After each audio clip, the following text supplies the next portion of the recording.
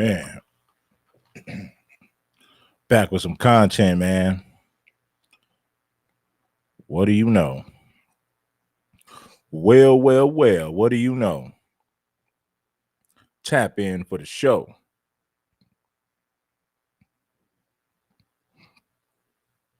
We're going to let YouTube send my notifications out there, huh?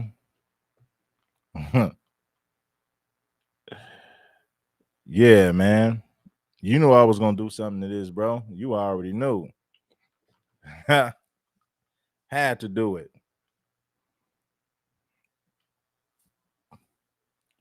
Had to do it, you know? Mm-mm-mm. Yeah. Shout out to yes, sir. Yeah, man. You know, I did something about this. Was it Saturday, huh? Or was it Sunday? Maybe I don't know if it was Saturday or Sunday, but I did something on this, man. And I spoke on the situation. Shout out to the Viral Way podcast, man. Yeah, shout out to my brothers, man. Most definitely, man. I'm gonna tap in with the Viral Way podcast and we're gonna put something down. You know what I'm saying? Oh, yeah, man. It's well overdue, man. We got to put something down. Who was tripping earlier, Shorty?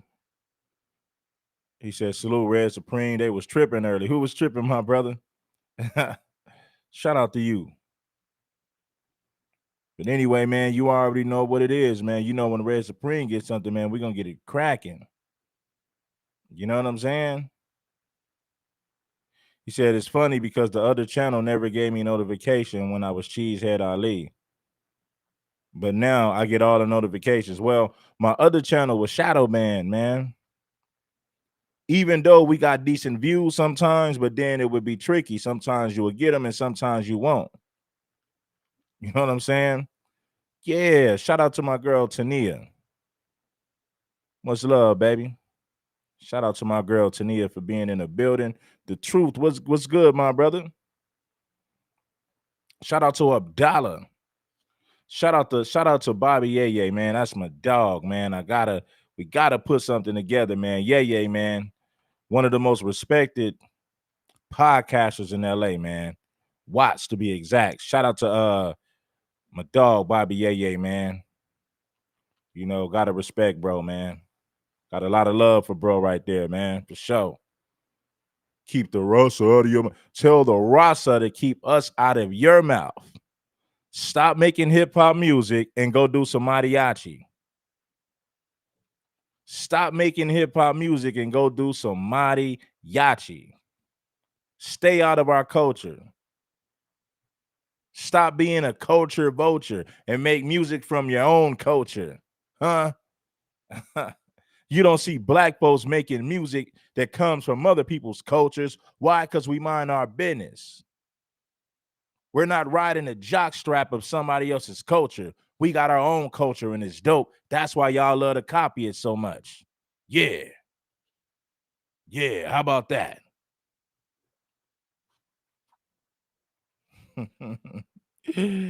The Rasa. Man, get up out of here. The Rasa.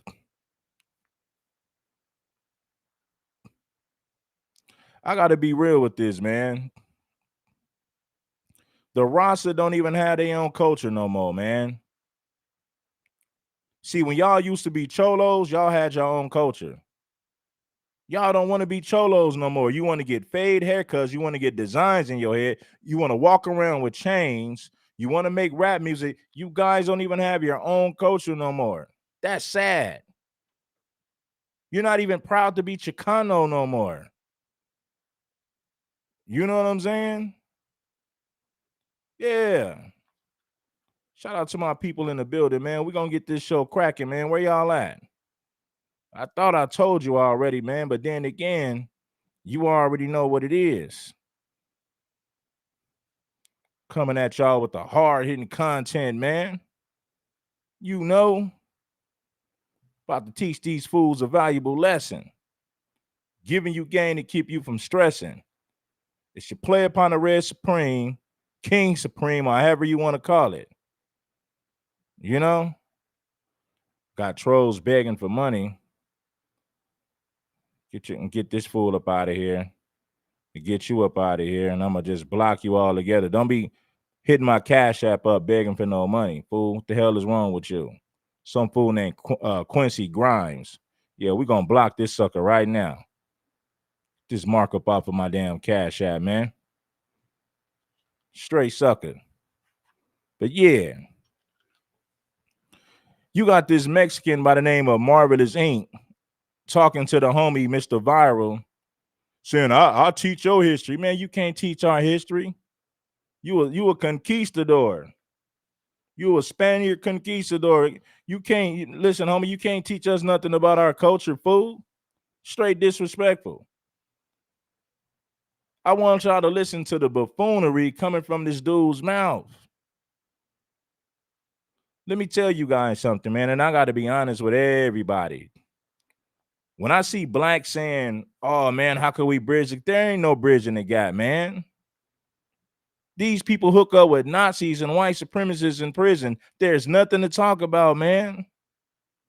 It's way too many of them who feel this way. Then you're going to say, well, some of them, nah, I'm not even going to say that, homeboy. It's time to separate. Yeah, he got a 17-year-old girl pregnant. I bet y'all didn't know about that. He got a 17-year-old girl pregnant, and the Mexicans got on his helmet for that. The Southsiders got on his helmet, so it's like, bro, your own people been on your helmet. Your helmet, though. Shout out to 16 to Life. Yeah, homie, your people been on your helmet, though, about impregnating that 16-year-old girl. Now, he gonna say that he didn't know her age. No, this is what he did. Shout out to Cat 6. And I don't know you, Marvelous Inc., but I know enough about you to know that you impregnated a 16-year-old girl, or she was 16 or 17 or something like that. Because this dude, check it out. He do tattoos, right? So he had a young chick come over. I don't know if he went to her house or she came to his house. Matter of fact, she came to his house because I can't see you going to a young girl's house because she's 17, so no. So what happened was he did some tattoos, right? The young girl came over to get a tattoo. And one thing led to another. He smashed her. He hit it raw. He impregnated her. He smashed her. He impregnated her. Right? This dude is 40-something years old. He at least like 43 years old or something like that. Right? But anyway, man, let's get into the content, man. We ain't going to waste no time. I know what y'all came here for. I know what you came here for. Let's get down to it. Yeah. Straight up. Alberto up in here trolling, man.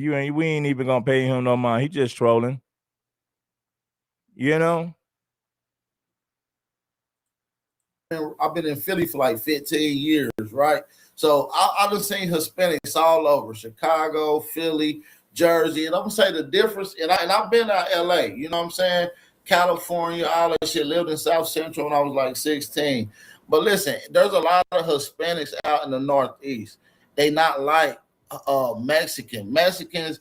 And the Hispanics in the Northeast is two different types of Hispanics, mostly Puerto Ricans, Dominicans, shit like that. They have a different type of culture.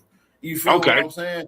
And a lot of the aggression that you see towards Hispanics in the West Coast, you don't see that because of the numbers. It's very tremendously different than what it is in LA County. You feel what I'm saying? You got to realize. Big Black facts. people are majority down there. I see Alberto in the comment section with his mini skirt on, his lipstick, his lace front wig and high heels, twerking all in the comment section, dancing, begging for King Supreme's attention. I see you out there, boy. I see you, boy. Yeah. In Chicago and in Philly. Chicago, Philly, Baltimore. Marvelous. What's the deal? What's up, Viral Rig? Okay, so let's address this issue correctly, right? And get down to the bottom, because what all you guys are doing right? And this is as podcasters, not as a racial thing, is bringing gang shit into the equation, and it has nothing to do with that, dog. First of all, the dude that made that statement isn't Mexicano. So for you guys to bring up Mexicans or Hispanics or He's a Southsider. He runs with the Southsiders. He's raza. He had Mexicans on his podcast laughing with him, giggling at everything he said. He's a Southsider. So don't try to say he ain't Mexican now. It's mighty funny you want to say these people ain't Mexican when they do some bunk stuff. Nah, he's a Southsider.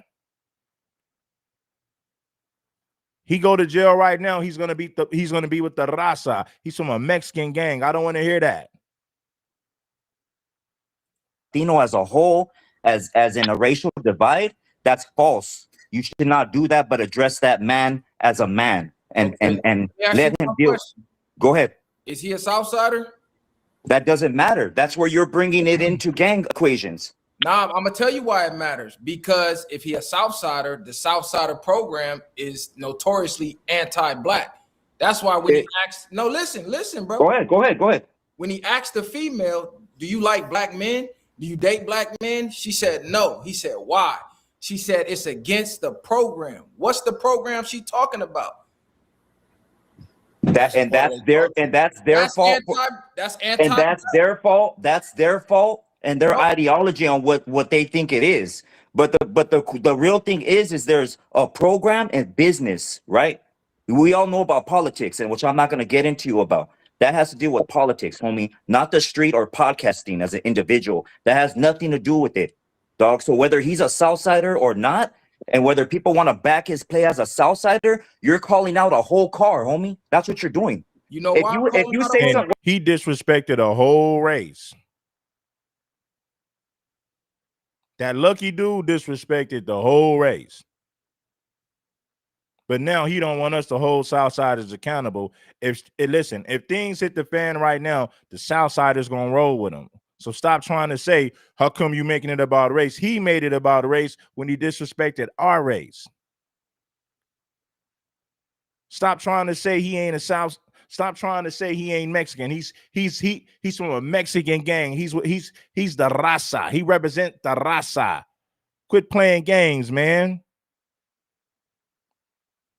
And the thing about it is when you heard this African booty scratcher, this is how Mexicans talk amongst each other.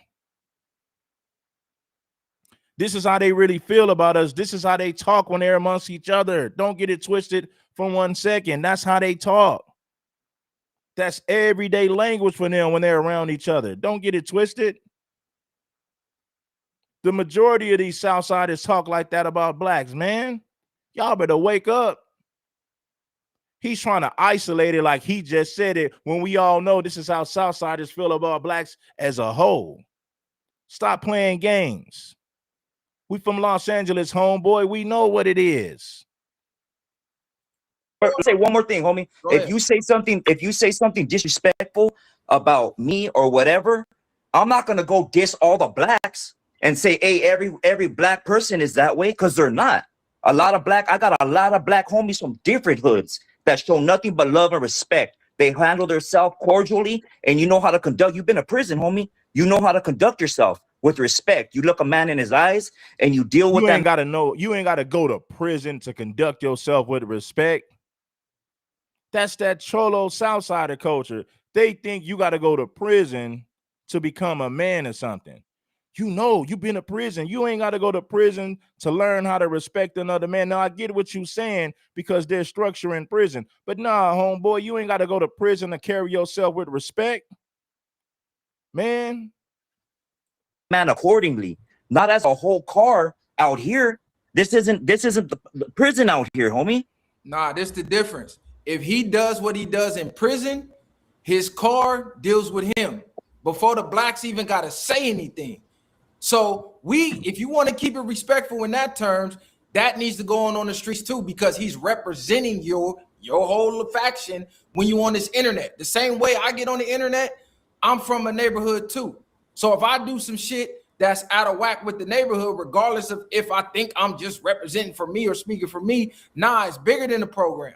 I'm a black representative, period. If I get on here and I start saying, man, fuck Mexicans, woo woo, and that could lead to a war in the street, guess what? The blacks have to hold me accountable and be like, nah, nigga, you tripping.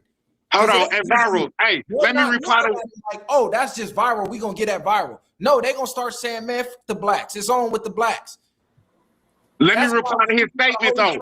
Accountable, bro. We can't Let me just reply say, oh, it's that one man. Nah, bro, we gotta hold each other accountable. No, but viral at the same time, it wasn't just him. It was a whole group of them up there, and you let old boy call in on the same type of fuckery and the same type of energy. So we can't just keep it to him because it's a whole group of them up there co-signing the same fuckery and bullshit. Who's the group? Who's the group that you're saying? It was 3 of them up there, the call-in nigga and the fucking chick that was up there. That's 5 fucking people co-signing the same fucking bullshit. And look, and for the record, I already stated this ain't directed to all Hispanics. So if you're not racist and you're not anti-black, don't take offense.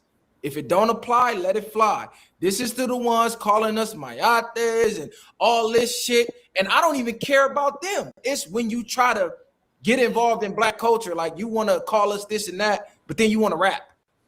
You want to say you don't fuck with black. Let me tell.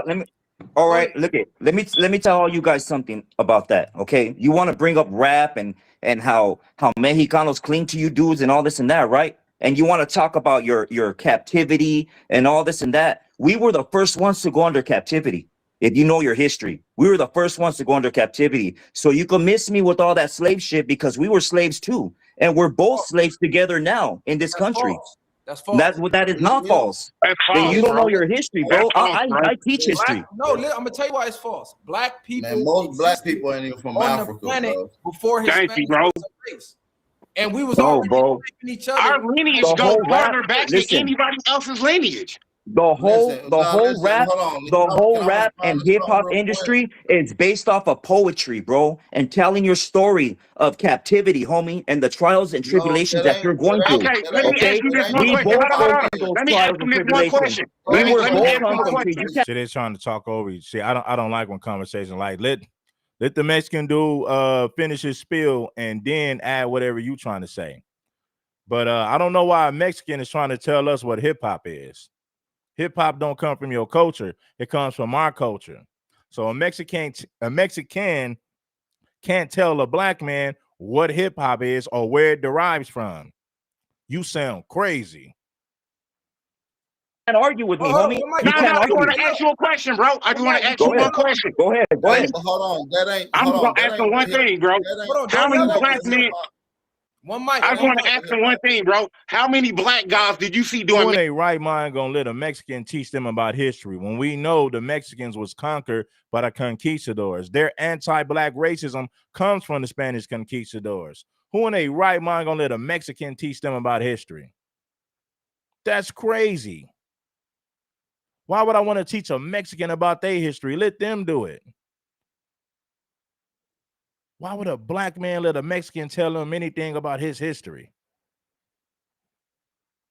Mariachi music and shitting on Hispanic culture? None. How many what? How many black people do you see doing mariachi music that's shitting on the Hispanic culture? None. But we see Hispanics doing black culture but shitting on us as a people, though.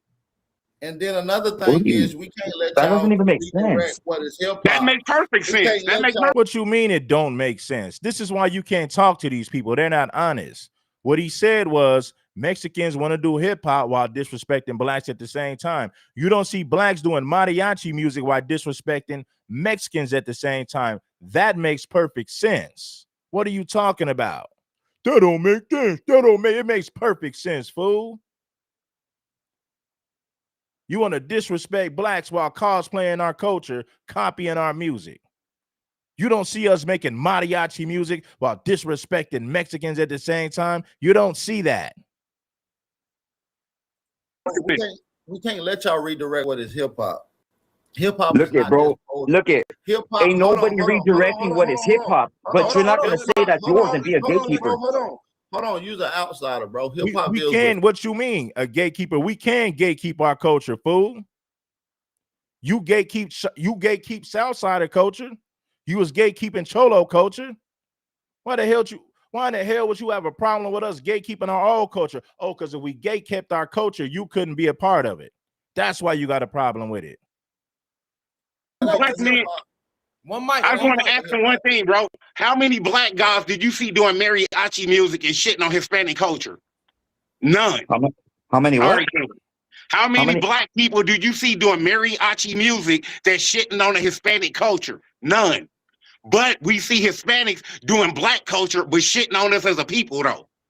And then another thing is we can't let That y'all doesn't even make redirect sense. what is hip That hop. makes perfect sense. That makes perfect sense.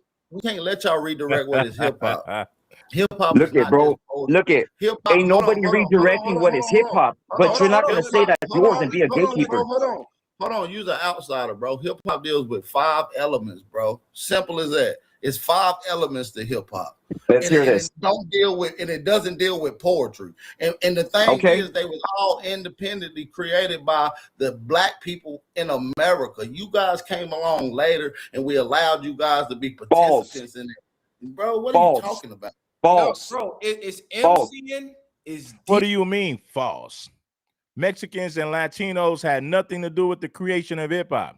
Puerto Ricans had a closer relationship with blacks when it comes to hip hop. Mexicans joined later. Puerto Ricans were the first Latinos to participate in hip hop. This fool's talking about false. This is why you can't really deal with these Mexicans, man. They're disrespectful. They're too disrespectful. At this point, we got to get rid of everybody that's not FBA in hip hop. They're all cosplaying the culture. They're culture vultures at this point. You want to be a part of something, but you don't have no respect for the people who created it. Kick these people up out of our culture. Seriously. You want to do our music, but you got all this hatred at the same time. It don't work like that. It's time for black folks to stand on business. Every black podcaster need to call out these culture vultures. All of us need to stand on business. DJ, it was breakdancing, it was graffiti, and it was knowledge of self. You know what? Puerto Ricans participated in hip hop. They were the first Latinos to participate in hip hop, but they didn't create nothing. They copied everything that they saw foundational black Americans doing. That's a fact. Don't know hip hop come from no Latino culture. They grew up listening to salsa music in their household.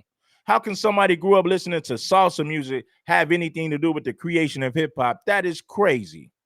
For Puerto Ricans to even run with that lie was crazy. We did a good job as foundational black Americans at destroying those lies that Puerto Ricans was telling. Mexicans and Latinos, Puerto Ricans had nothing to do with no creation of hip hop. They grew up in a household listening to salsa music. That ain't got no elements of hip hop in it. Let me explain something. Let me explain something. Okay, go ahead. It wasn't about captivity. We started a culture in the inner city, the Bronx, New York, to be exact. Yeah, there was some people of like Jamaican descent, but they had Black American influence because that's where they were raised. The Jamaicans even copied the Black Americans, like started telling our stories. We started telling our stories via rap. It caught fire. It went worldwide. Every culture is now a part of it, but don't get it misconstrued. That is still black culture that they're a part of. We can't change the history. Look at let me explain something, because you just said what I said right now. They were telling the story, right? Through dance, music, and song, right? Yeah, but it was the Black American experience. This black is Puerto Rican black, is Colombian black, is Cubano black. They have black in their history. Listen, y'all was telling y'all man, you're so. They're not Black Americans. Africans are different from foundational Black Americans. Yes, you got Black Cubans. Yes, you got Black Puerto Ricans, but they're not the same. Culturally, they're not the same as foundational Black Americans. Right? There's different types of Black people. Hip hop was created by foundational Black Americans, not Caribbeans, not Africans. Let's set the record straight. Foundational Black Americans created hip hop. Not Africans, not Black Caribbeans, not Black Latinos. Hip hop is a foundational Black American creation. Let's get it straight, homeboy. Stop trying to say, well, they're Black too, so take it. No, the hell they're not. They're not foundational Black Americans. They had nothing to do with the culture. They had nothing to do with the creation of hip hop. Stop it. You're so caught up on the word black. That's what keeps you. That's what keeps you in your little box.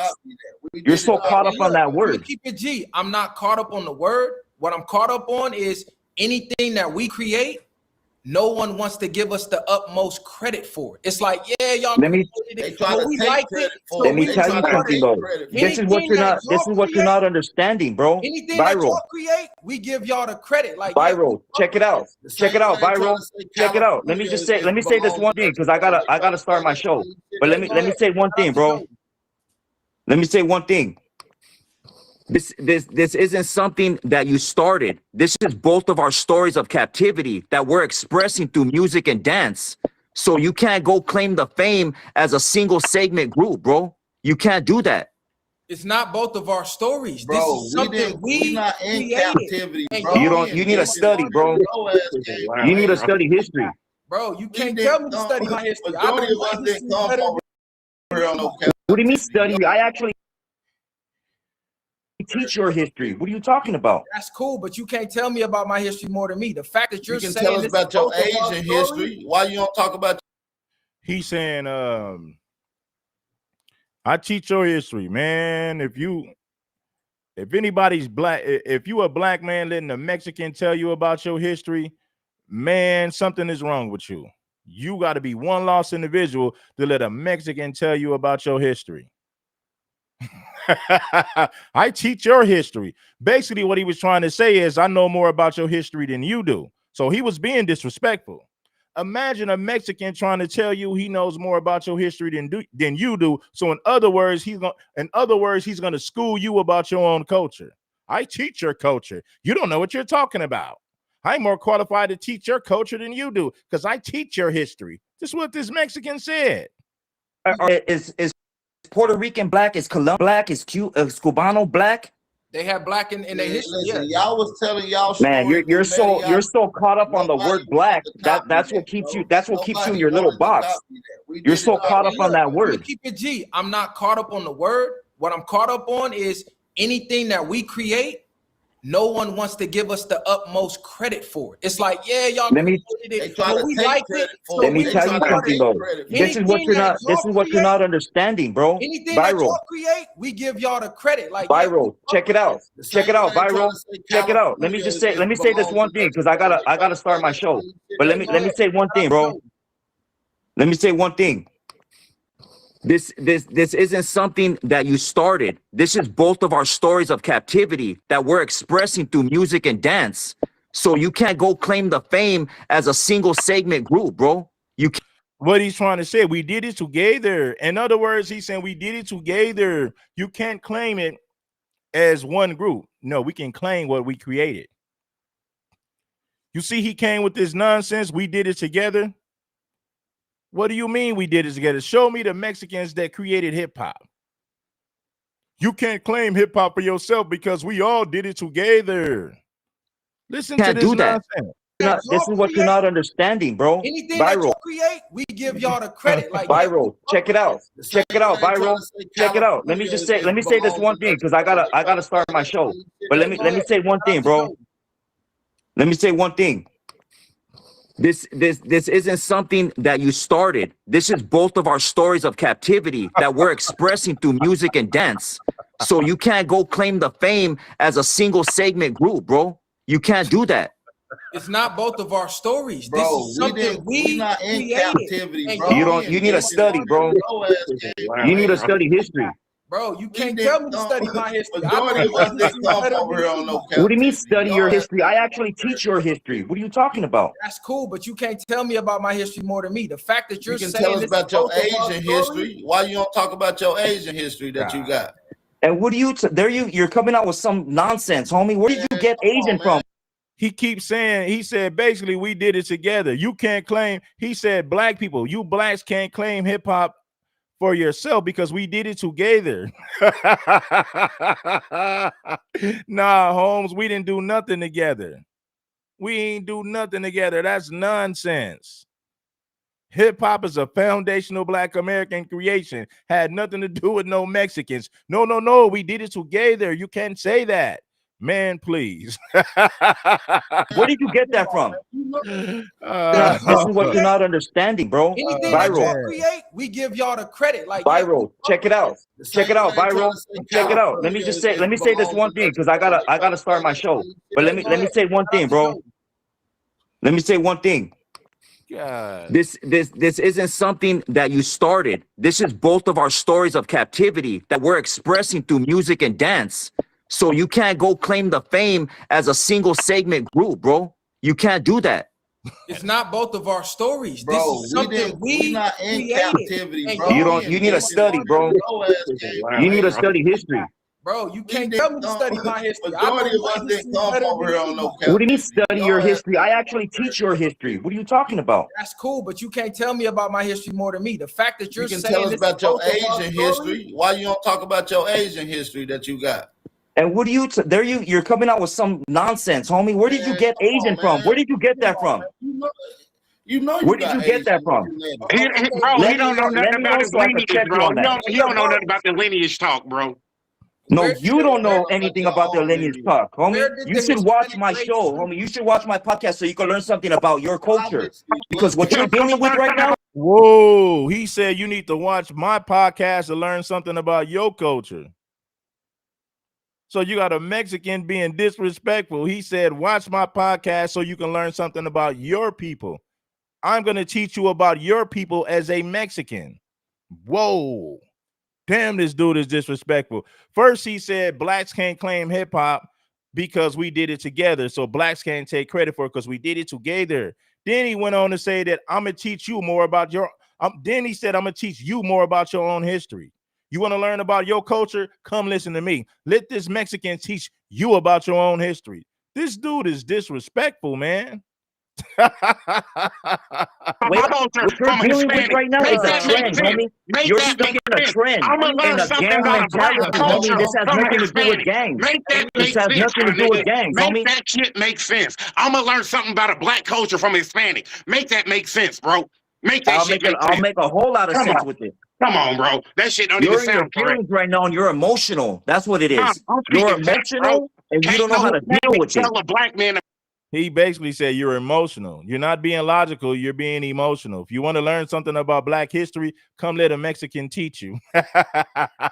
You want to know more about your own history? Come listen to this Mexican school you. That's what he said. You don't know how to deal with it. Ain't nobody non-black tell a black man about black culture, and you non-black. It don't So work you're like black? that. So you're It don't black? work like that. Are you black? feel me? Are you black? Hold on. I don't want to mute y'all. Look, the fact that you just asked this man, what does Asia have to do with Mexican culture? That let me know you ain't studied enough. Listen, he don't know. So how Hold can on, you he tell don't- us about our Both culture? you, when you don't guys even are know just about your own piggybacking off of it. Asian has nothing to do with our culture. The Barren Go- Straits go got look at nothing to what do the with our first- culture. Go look at So where you y'all talking? Hold on, you Where talking y'all about the exist. burn? Hold on, you talking about the You, Barren Strait? and talking about man, you guys are mixed up, man. You know You the guys are mixed up. ancestors of We the talking about the Mexicans, they Pacific migrated slave from Asia, right? trade from Asians being enslaved in colonial Mexico. Do you not know about the Treaty Okay, of Condado? listen. 1848? What do you talk? Of course I You don't do. know Of about course what I you're do. I talking talk about it on my show. Maybe you don't know Okay, who I then am, you should know what but I you're talk talking about all that on my show. Well, I don't What know this about has your to show. deal with, what this has to deal with, is a Russian dude Guess what? Hey, disrespecting you guys and using the words from a movie. A movie that was put out. That's what it has to deal with. You deal with that person as a man. You deal with that person as a man, not a whole neighborhood, homie. You don't want that war. Don't do that. Don't do that. What war, bro? What I'm war? saying because you're calling out all the Southsiders, homie. You're saying you're disrespecting the whole car. Don't do that. War, bro. We not the Disrespecting Southsiders when they're the ones disrespecting us. See, this is why you can't rock with these Mexicans, man. Because this is how disrespectful. We've already went to war with Mexicans. This ain't nothing new. What are you talking about? You don't want that. You don't want that. What's going to happen when we boot y'all up out of our culture and we're going to put everybody up on game about how you guys are cosplaying the culture, pretending at the same time while hating on blacks? What's going to happen when you can't make hip hop music? What's going to happen when you can't make hip hop no more and you got to make mariachi music for money? Because at some point, black people are just fed up and like, no, we're not dealing with no more Southsiders. Don't let them pretend to be cool. We know that Southsiders got anti-black politics. Look at it just like that. It's no surprise that he's talking the way that he's talking because this is how these people talk amongst one another. They call you monkeys. The African booty scratcher thing was common language. That's how they speak to one another. That's how bad they talk about black folks when they're around their own people. This situation shouldn't shock nobody. We already know how Southsiders feel. They'll pretend to be cool with you, but in reality, they don't like you. Some of them will be cordial. Some of them will be cool with you, but deep down inside, they got hatred and animosity because they got anti-black politics, homie. Only blacks in the world, bro. I'm not saying that. But you don't want to do that, bro. You don't want to do that. Tell me what That's what I'm saying. That's what I'm saying. You can't tell me what I want to do. I want to do exactly what I'm doing and speaking up for my people. The same way y'all speak up for then y'all. Speak up for your people. Then teach them then. So then teach them. Because I'm doing that. That's what I'm doing. Yeah. A fucking movie link. It was a movie reference. Where in that conversation did he reference the movie? What did he say? You know what he said. You okay? Where did he get that line from? I can't tell you because he never referenced the movie in that convo. He doesn't have to reference the movie, but he heard it from somewhere, right? I don't give a fuck where he heard it from. He's doing everything in his power to not hold that Mexican accountable for disrespecting us, but he wanted to flip it and make it seem like somehow Mr. Viral is disrespecting Southsiders when he's just addressing the disrespect that Southsiders have for us. But he want to flip it and spin it and make it seem like we're the ones being racist. We're the ones being disrespectful. Nah, homie, you can't play mind games with us. You want to cosplay our culture while being disrespectful at the same time. Black folks, man, we got to put our foot down, homie.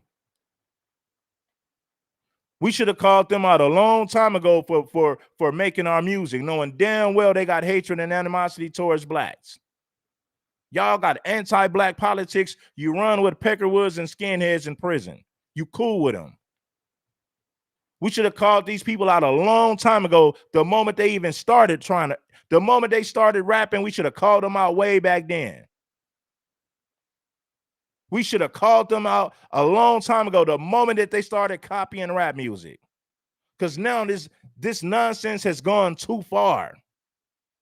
Black people stand up. Forget all that blood and cripping, bang that black rag. It's all about put that black rag out, homie. Stand on business as foundational Black Americans. These Mexicans are very disrespectful. But at the same time, they want to make money off of our culture. Nah, homie, we can't stand for that. All right, listen, Viral. Racist. Listen, I heard a lot of derogatory racist words. I did too. Towards the Mexican community in movies. That don't mean I'm gonna get on my podcast and say them and say, well, I heard that in a fucking movie. Okay, then address that man in his podcast, not a neighborhood. Not a neighborhood. We didn't address the neighborhood. We're addressing the Mexicans as a whole because in general, the Mexicans have been very disrespectful. In general, they've been very disrespectful. So we're not addressing one hood. We're addressing Mexican Chicano culture. Really Southsiders. I'll just say Mexican Southsiders. Because these are the ones that are saying this disrespectful stuff. So listen, we're holding Southsiders accountable for their anti-black racism. We're holding Southsiders accountable for all that hatred that they have for our people. But then they want to cosplay and make money off of our culture at the same time. You hate us so much, but yet you copy everything we do. You want to get fades now. You want to get designs in your head. You want to wear chains. You want to say on the dead homies. You want to rap. You want to do everything that black people do, but you got all this hatred and animosity at the same time, man. Black people, we got to put our foot down, man. We got to get these people up out of our culture. Every chance we get, we need to say culture vulture, culture vulture. It is time to run these people out of hip hop. They ain't got no business making money off of our music. They ain't got no damn business cosplaying our culture. These people are very racist towards blacks. And I don't want to hear, well, not all of them. I'm tired of hearing that. Because when you say that, you allow, stop saying that, bro. The majority of them, the ones, listen, the Southsiders that's in a position of power, they all got this animosity and hatred towards black. So I don't care. I don't want to hear that. Oh, well, not all of them. Stop saying that, man. We sound lame at this point. It's way too many of them who do feel like that. I'll say the majority of them feel like that. Come on, homie. No, I'm addressing that whole culture because that whole culture is trying to get involved in our culture while saying we don't fuck with your culture. So why are you trying to be a part of us? So then you're the racist then. You're the one saying that you don't fuck with our culture, right? That's what you just said. What? Tell me. That's not what he said. What he said was, your people are racist. You're cosplaying our culture while having disrespect and hatred at the same time. Then he flipped it and said, well, that makes you a racist then, Viral. You claim to be intelligent. What he said is your people are the ones copying our culture. But at the same time, you got all this hatred and animosity. How you going to call this man racist for calling your people out for the disrespect that they have towards us? Makes no sense. Your people are the ones who are racist. Your people are the ones who run with Peckerwoods and white supremacists in prison. Your people run with Peckerwoods and white supremacists, not ours. We don't rock with those skinheads and white supremacists, but Southsider Mexicans do. Got the nerve to be calling somebody racist when your people are the ones running around with Peckerwoods and Nazis in prison. Tell me where Didn't you just say that? Tell me where I said that. Right now, you just said, repeat what you said. I said That you don't fuck with our culture. That's not what he said. You a poor listener. You a terrible listener. He said your people are copying our culture while disrespecting us at the same time. That's what he said. You're disrespecting the whole car. Don't do that. Bro. We're not the only blacks in the world, bro. I'm not saying that. I'm not saying that, but you don't want to do that, bro. You don't want to do that. Tell me what That's what I'm saying. That's what I'm saying. You can't tell me what I want to do. I want to do exactly what I'm doing and speaking up for my people. The same way y'all speak up for then y'all. Speak up for your people. Then teach them then. So then teach them. Because I'm doing that. That's what I'm doing. Yeah, yeah. The fucking movie link. It was a movie reference. Where in that conversation did he reference the movie? What did he say? You know what he said. You okay? Where did he get that line from? I can't tell you because he never referenced the movie in that convo. He doesn't have to reference the movie, but he heard it from somewhere, right? I don't give a fuck where he heard it from. The bottom line. Listen, Viral. Racist. Listen, I heard a lot of derogatory racist words. I did too. Towards the Mexican community in movies. That don't mean I'm gonna get on my podcast and say them and say, well, I heard that in a fucking movie. Okay, then address that man in his podcast, not a neighborhood. Not a neighborhood. No, I'm addressing that whole culture because that whole culture is trying to get involved in our culture while saying we don't fuck with your culture. So why are you trying to be a part of us? So then you're the racist then. You're the one saying that you don't fuck with our culture, right? That's what you just said. What? Tell me where Didn't you just say that? Tell me where I said that. Right now, you just said, repeat what you said. I said that you don't fuck with our culture. That whole South Side thing where she said I can't date a black because it's against the rules. That culture wants to rap. That culture gets on our podcast. That culture gets cosigns from our rappers to make money and be a part of our culture. And we welcomed y'all with open arms. But who's we? Who's we? Who we? Anybody? Who's we, homie? You're not the one making a deal. You're not the one signing. You're not a producer. Who are you? I don't give a fuck. If you black, I'm black. So it's a part of my You're lineage. not even black. So what are you talking about? Why don't you learn the definition of the word that you're using? Fool, you're brown. I know the word. I already said it earlier in the show. Yeah, it means dead and not a human and all that. Okay, look it. That's all I'm gonna say, homie. Don't drag gang shit into it. If she said that statement, then that's what she said. And if that Yeah, it got gang. She said I'm standing on south side of business. That's why I won't date a black man. She brought gang and race into it. This dude is gaslighting.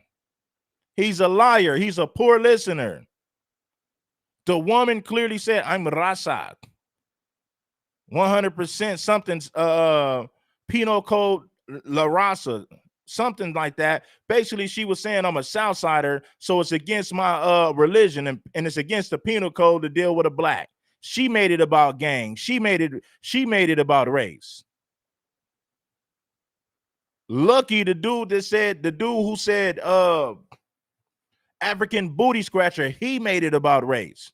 You're not gonna flip this and turn it on us. We got too much common sense for this, dude. You full of it. Russian dude said that statement, then hold that man accountable, fool. Don't bring gang shit or politics into it. That's all I'm gonna say, dog. That's all I'm gonna say. You can't tell nothing. Your people brought gang and race into it. They was talking about Southside of Puro Sutrese and all this stuff. The Raza Sereno Penal Code. Your people was up there talking that nonsense.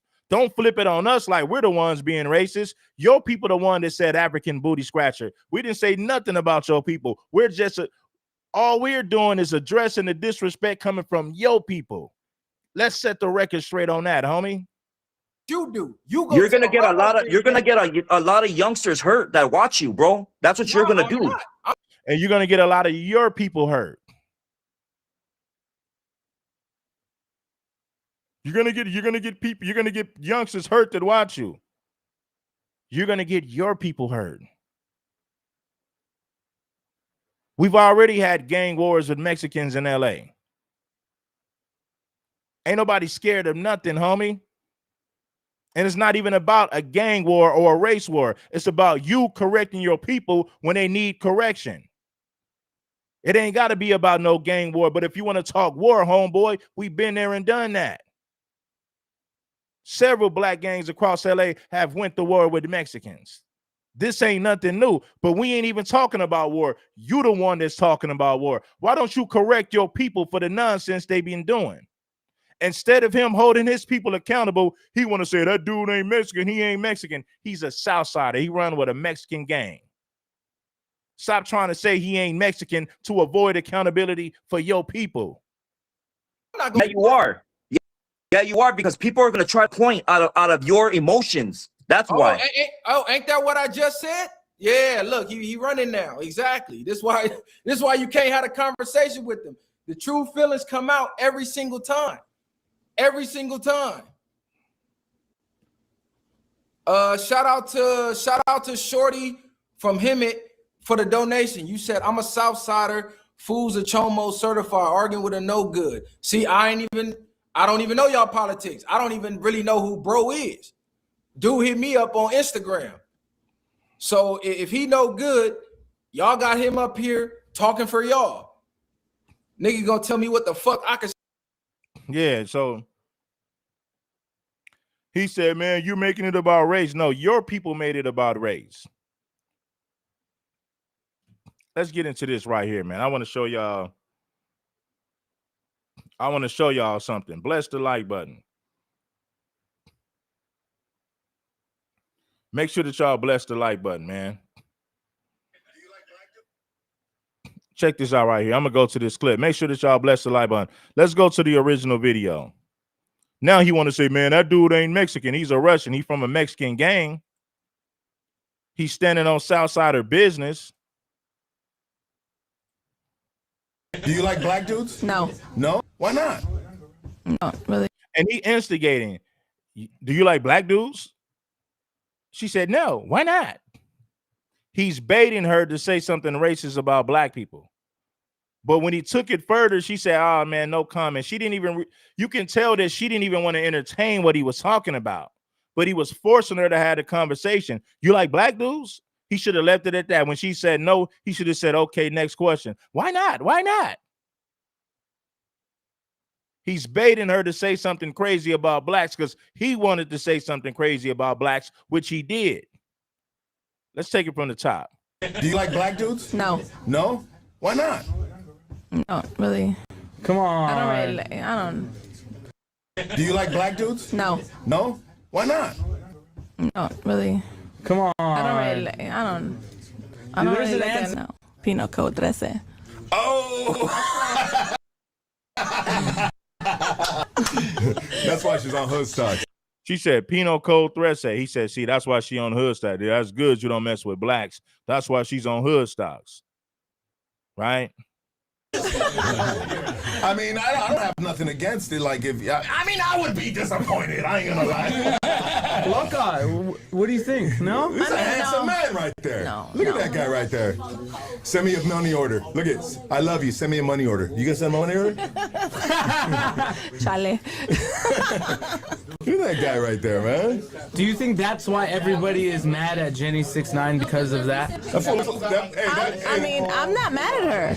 To me, it's like she's getting where she fit in. To me, I mean, if you want to make money and do whatever you got to do, because he's hot right now, why wouldn't you do some collaboration with him? So I mean, no shame I'm in not the mad at her. game. No shame in the game. It's not. I mean, that's Jenny. That's what she's gonna do. She likes to twerk. That's her MO. I mean, what did you expect from her? She a baddie, huh? Yeah. She a baddie. So Blueface is just like hot right now. Like anything. But do you think he's a good-looking dude? A black dude? African American? Booty scratcher? No comment. I don't really. Come on. I don't really. I don't There's really an look at answer. it. I mean, do you swing both ways? No. No? Strictly dickly. No, not okay. Yeah, wrong question. Do you like black dudes? No. No? Why not? No. Penal Code 13. Oh! That's why she's on hood stocks. I mean, I don't have nothing against it. Like, I mean, I would be disappointed. I ain't gonna lie. Loca, what do you think? No? This is a handsome man right there. Look at that guy right there. Send me a money order. Look at, I love you. Send me a money order. You gonna send a money order? Chale. Look at that guy right there, man. Do you think that's why everybody is mad at Jenny 6ix9ine because of that? I mean, I'm not mad at her. To me, it's like she's getting where she fit in. To me, I mean, if you want to make money and do whatever you got to do, because he's hot right now, why wouldn't you do some collaboration with him? So I mean, no shame in the game. No shame in the game. It's not. I mean, that's Jenny. That's what she's gonna do. Make sure that you guys bless the like button when you step in, man. Like I said, he was baiting her to say something racist.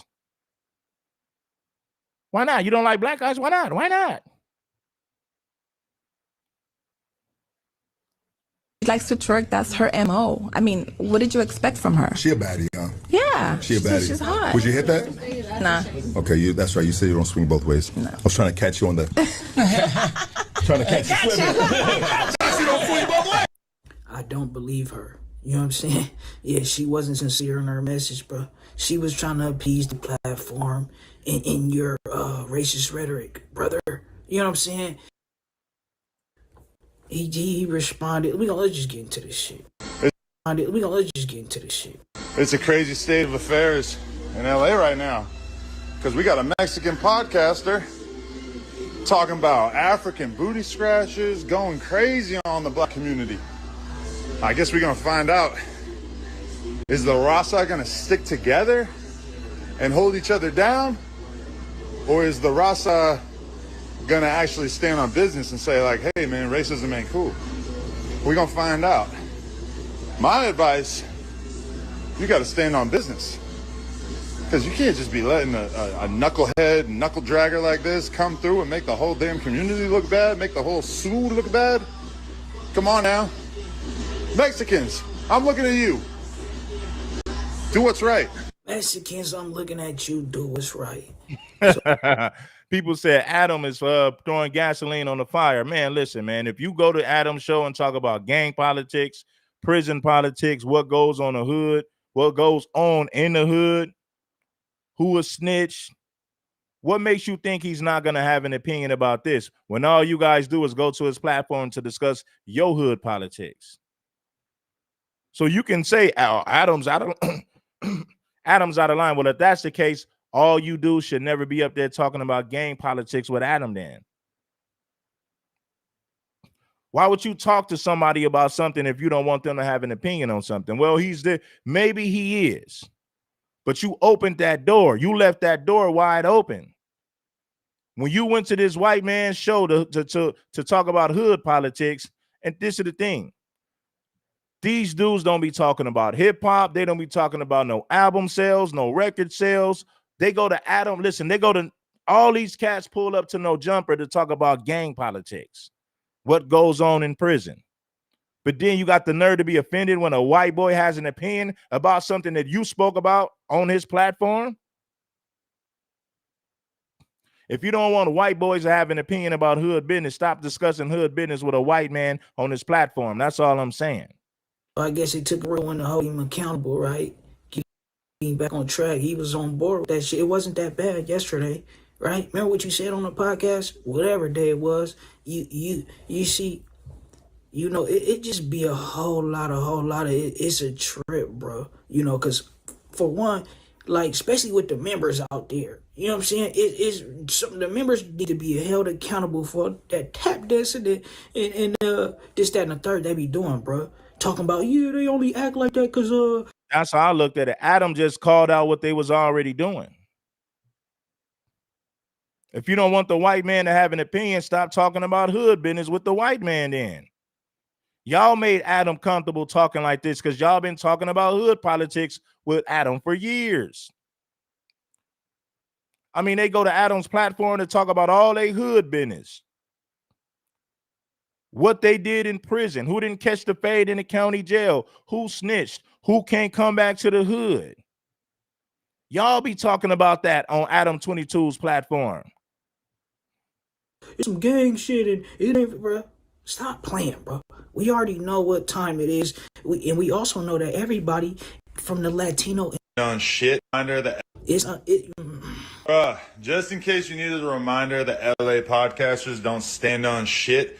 There is a significant number of people out there, right, who are claiming that I am the problem because another podcaster, a Mexican podcaster, was talking about African booty scratchers on his podcast. You damn near second that shit, bro. And you keep shouting out these platforms and then trying to have people sit down with these platforms like you okay with the shit they be saying. You okay with that message that they push, bro? Or see, I'm gonna shoot you some bail. You know what I'm talking about? He could be doing this because, you know, like certain people, bro, they know majority roles and they know who's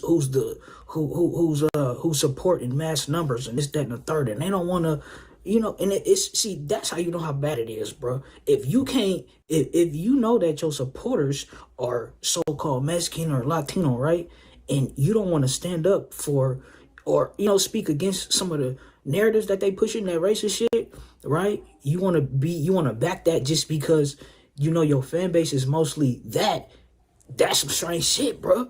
Look, I can't even speak against the racist shit because my fans might think I'm. And that's the thing. A lot of times when you speak on this shit, bro, I ain't dragging this shit through the mud. We ain't about to talk about this shit for too long, bro. You get this one video, Hood Stock, and whoever else feels some type of way, bro. So seriously, I'm at fault because y'all are openly letting racism thrive in the LA podcast scene. And I'm the bad guy for calling it out. This shit is Lil Brazy, bro. I can't even believe what I'm seeing with my eyes. Y'all need to stand on some shit for once. The easiest possible stand that you could take is racism is wrong. In hip hop, black people should be given a modicum of respect. Apparently that's too much. In hip hop, black people should be given a little bit of respect. This our shit, bro. What the fuck is you like? See, that's the thing about it. Love, everybody is love, but when is it gonna be love? For the scene that I'm a part of, that I, in many ways, helped craft here online.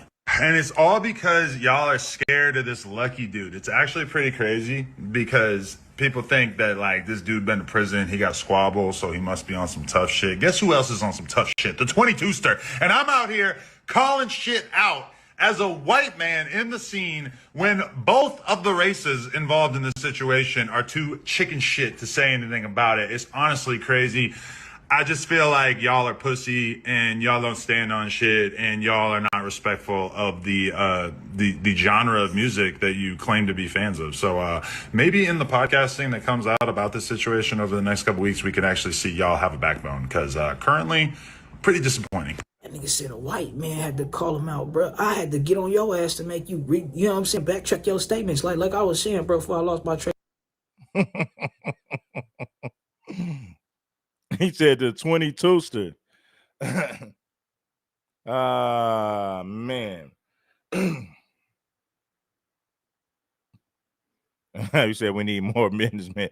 Yeah, we need more businessmen. I agree with you on that, man. Lucky from the, I know he from Northeast LA somewhere like that, man.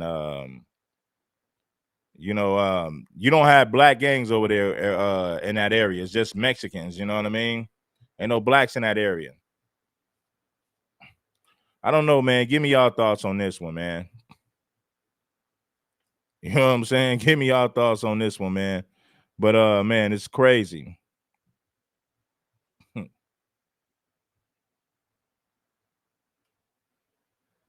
Bless the like button. It ain't nothing. How many likes we got, man? Let me see something, man. I'm gonna see if y'all been blessing the like button. I'm gonna see if y'all been rocking with your boy by blessing that like button. Subscribe to the channel if you haven't already as well. You dig what I'm saying?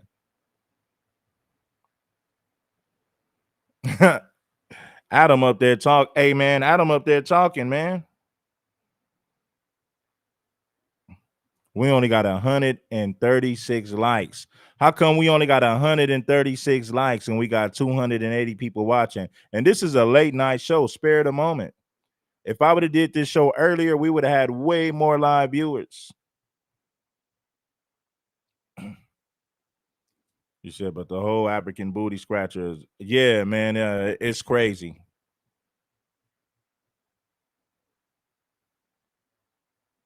Salute to the gang, baby.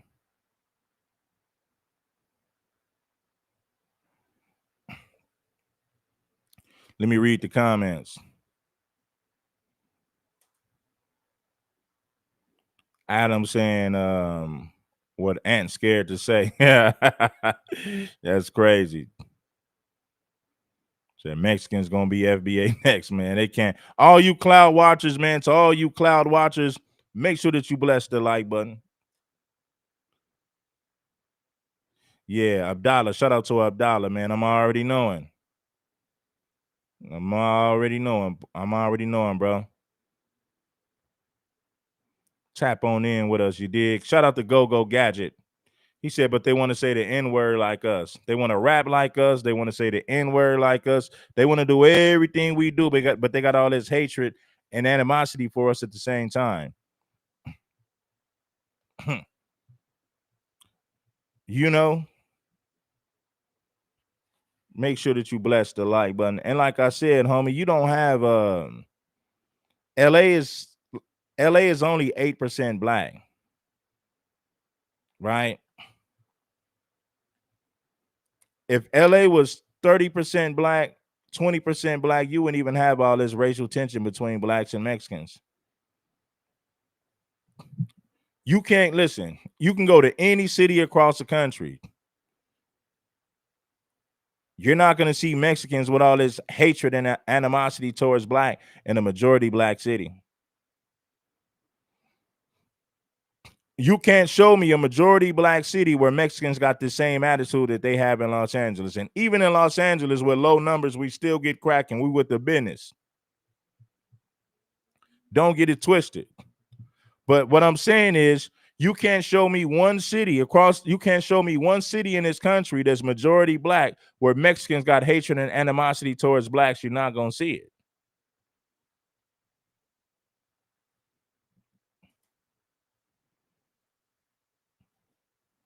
I'm just giving you the facts. Shout out to the Foundation of Black. This is what, listen, excuse me. This is what I've been saying this for a long time. This is why I've been saying this for a minute. Excuse me. Let me clear my throat.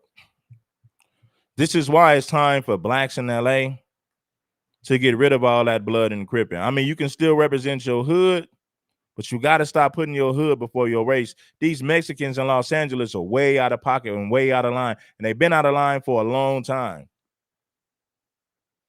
We need to stand on business when it comes to blackness, FBA business. You know what I'm saying? I'm not saying we got to be on some passive stuff. No, we can still be gangsters, but at the same time, we got to be gangsters who put our race first above everything.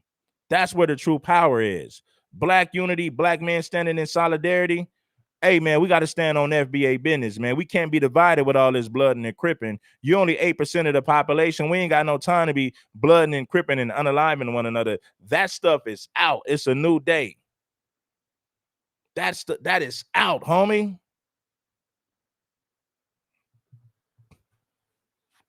We got to stand together on some blackness. We got to stand on FBA business. Seriously. All this blood and cripping, it ain't doing nothing but keeping us divided and separated. You got these Mexicans who are disrespecting us while cosplaying our culture. And we got the nerve to be unaliving one another. Come on, homie. We got to get that together. Standing on FBA business should be our main priority. All this separation and division, we can't afford it. When you're 8% of the population, you can't afford all this separation and division. You can't afford it. It makes no sense. You're only 8%.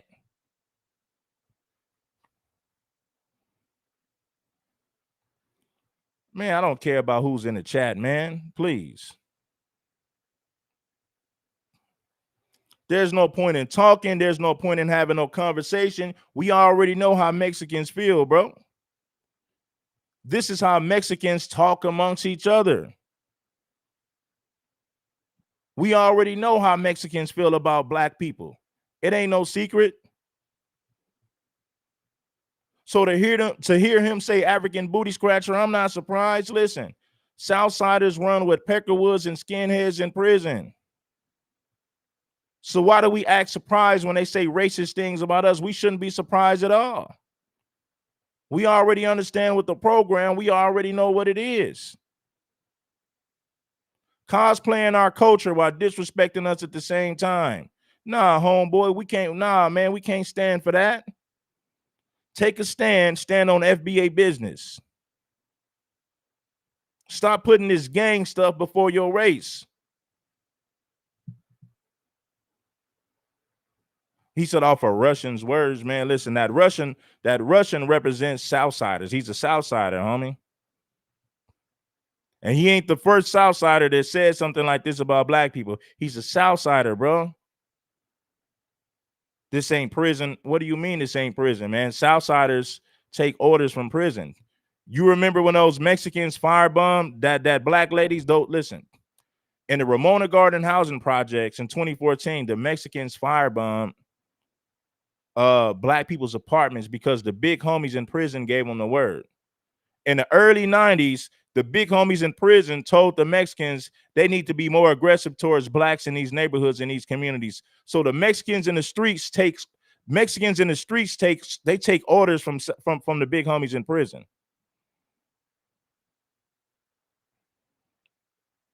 You can't tell me that the Mexicans on the streets don't take orders from the big homies in prison.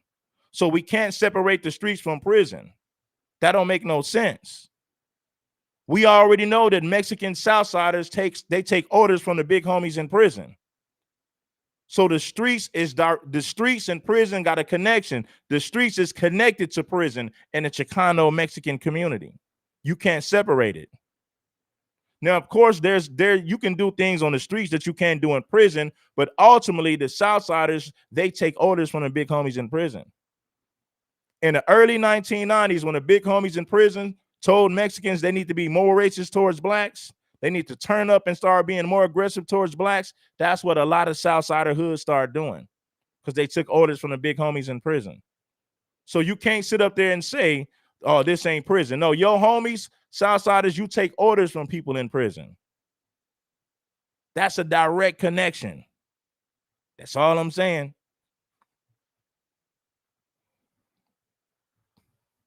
He said, I'm from the South.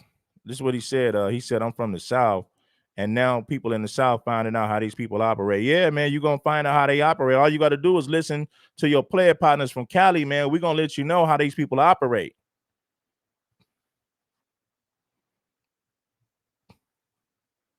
Yeah, the Big Hazard gang in the Ramona Garden housing projects, they firebomb black people just for living in their communities. And we all know Southsiders can't do things on their own. They got to get permission from the big homies. They got to get permission from the big homies in prison before they make a move like that. So we can't separate the streets from prison. There's a direct connection. You dig what I'm saying? That's all I'm saying, man.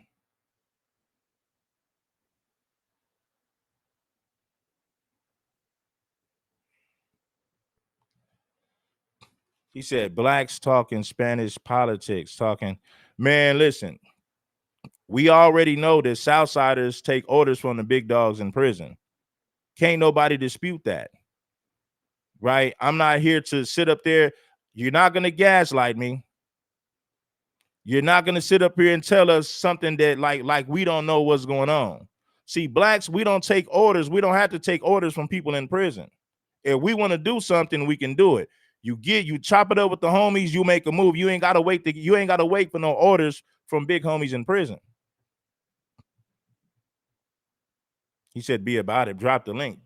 You want to drop the link? Do you really want to hear this conversation? Because you've seen what he did on the Viral Way podcast. I don't see the conversation is pointless at this point. I'm speaking to my people. I'm not even talking to Mexicans right now. I'm speaking directly to my people. That Russian dude is a Southsider. It'd be one thing if he wasn't a Southsider, then I would understand what he's saying. He's a Southsider. So if he's a Southsider, you can't separate that from the Rasa because he's speaking for the Rasa. He asked old girl and she said, oh, well, what she said, Southsider politics. This is why I don't deal with blacks. So how we going to separate that from the Rasa, the Southsider community, when she clearly said, I'm standing on Southsider business and this is why I don't deal with blacks. So they made it racial, not us. We're just responding to the disrespect. I'm speaking to my people right now. I'm not even speaking to them. I'm not even speaking to no Mexicans right now. I'm putting this message right here is for my people. Having these conversations is pointless. Trying to bridge the gap is pointless. It's not going to work. It's not going to work, homeboy. Listen, if blacks and Mexicans was going to come together, it would have happened a long time ago. It's never going to happen. You might have some Mexicans here and there, cool, but collectively, it's never going to happen. It's not going to happen. Until Mexicans address their racism and hatred for blacks, it'll never work. You ain't never, excuse me, you ain't never seen no black gangs firebomb the apartments of Mexicans just for living in a black community. You ain't never seen us do that. Will we rob somebody for money? Yes, we'll rob a black person for money. We'll rob a Mexican for money. That's money. That's not racial. But you never seen black people firebomb Mexican apartments just for living in our community. We ain't never did that. But you have seen Mexicans firebomb houses and apartments of black people just for living in their communities. So at this point, what are we going to talk about? If you're not willing to admit the fact that your people are racist, what are we going to talk about? It's a waste of time. That's why I said this conversation is for my people. All he's going to do is deny the fact that his people are racist. All he's going to do is deny the fact that his people are running with peckerwoods and skinheads in prison. So what's the point in having a conversation with somebody that's not going to be honest? Listen, homeboy, I'll have a conversation with anybody, but I don't want to have a conversation with somebody who's not going to be honest. That is a waste of my time, homie. That's why I said I'm speaking to my people. That's who this conversation is for. I'm here to put my people up on game about how Southsiders truly think about how they truly feel about us as black folks, foundational black Americans or whatever. So at this point, the conversation is pointless. It is a waste of time. Having these fake ass black and brown conversations, how we gonna bridge the gap? It ain't gonna never happen, homie. Stop wasting your time. Black people need to get it together with each other. It is time for black men and black people in general to get it together with one another. It is a waste of time having conversations with these people. We're not gonna get anywhere. We need to we need to spend, that time and energy need to be used on us unifying amongst each other. Trying to unify or gain an understanding with Mexicans will never happen. Stop wasting your time, brothers. You need to listen. You need to gain more of an understanding with your own people. That's who we need to gain an understanding with. We need to gain an understanding with our people. Put our people up on game so that they can see the bigger picture. Having conversations with Mexicans about unity, man, that is a waste of time. That is a complete waste of time. It is a waste of energy. It is a waste of time. You could be making money. We already know how Mexicans feel, especially when you're from Los Angeles. So what's the point in having a conversation? This conversation is for my people and my people only. I don't want to waste time having no conversations with Mexicans. Why? Because I already know how Mexicans feel about us. So why would I want to waste time having a conversation with them? If I'm going to talk to anybody, I'm going to speak to my people to form some type of unity with my own people. I'm not going to waste my time talking to these people, man.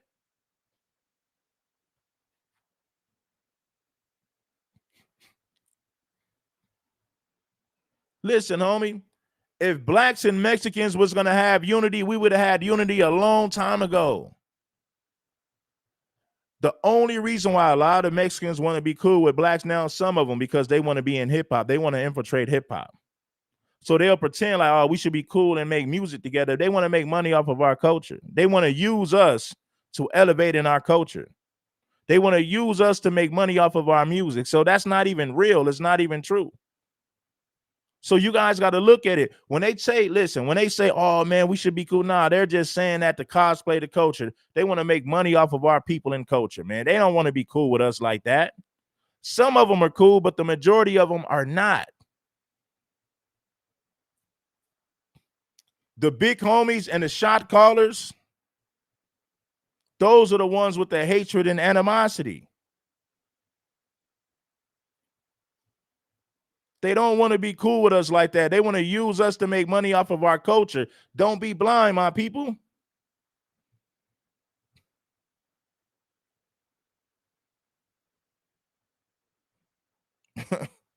They are using us to get in. They are using us to get in rap. They're using us to make money off of hip hop. They don't really want to be cool with you for real. Not for real. If you believe that Mexicans genuinely want to be cool with you, then something is wrong with you. They'll pretend to be cool with you to make money off of your culture, but in reality, they don't like you.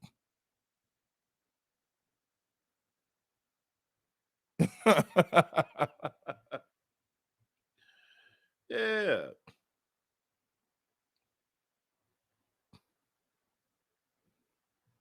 Quit playing games, my people. Stop pretending like you don't know what it is. If you've been in these LA streets, if you've been in the county, if you've been in the prison, you understand how Southsiders really feel about black people. Stop playing games, homie. We know what it is. Black and brown ain't never been united and never will be united. Stop wasting time having conversations with these people. You need to spend that time gaining a better understanding with your brothers. Foundational Black Americans must unify with one another. What do we look like trying to form some type of unity with Mexicans when we need to form unity with ourselves? Make it make sense. Let's get it together as foundational Black Americans. That's what we need to be focused on, not trying to bridge some gap that'll never work with Mexicans. It ain't gonna never work. It is a waste of time. It is a waste of energy. You seen the conversation that he had with Viral. He tried to convince Viral that somehow we created hip hop together. And he had the nerve to say, well, you can't claim hip hop for yourself. Yes, we can, because hip hop comes from our culture. Why would I want to have a conversation with somebody who's that delusional? Why would I even waste my time? If he was honest, listen, if Marvelous was honest, then I wouldn't mind having a conversation with him, but he's intellectually dishonest. Then he had the nerve to say, I'm going to teach you about your own culture. I'm going to teach you about your own history. Why would I want to speak to somebody who's delusional and disrespectful as him? I'm just saying. So why would I waste my time talking to this person? He's not even honest about it. Why would I want to speak to somebody that's not even being honest about history? He tried to convince us that somehow we created hip hop together, and hip hop is not a foundational Black American creation. He said that we don't have the right to claim hip hop for ourselves. That's what he said.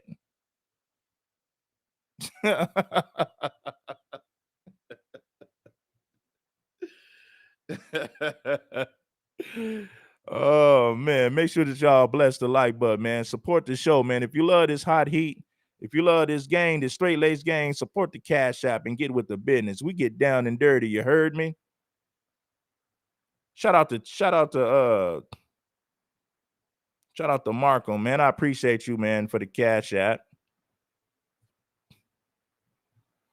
Yeah. He said he gonna teach us about our own culture. How disrespectful is that? Then he went on to say we can't claim to be the creators of hip hop by ourselves. Why would I want to talk to somebody?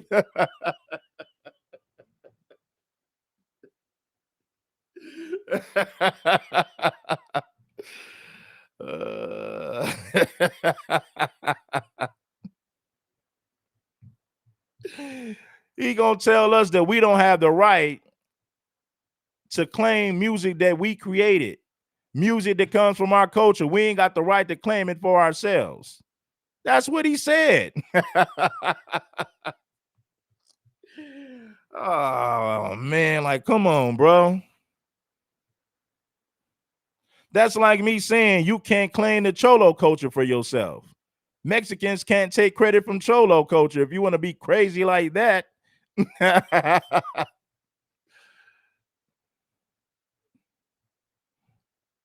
He said that we did it together. Blacks can't claim hip hop for themselves. That's what he said. I'm not going to waste my time wrestling with somebody like that, man. Now, if he was honest, then I wouldn't mind having a conversation with him. I'm not even going to waste my time, man.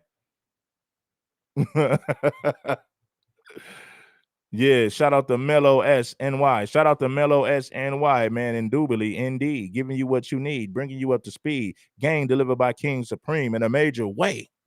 You dig? Yeah.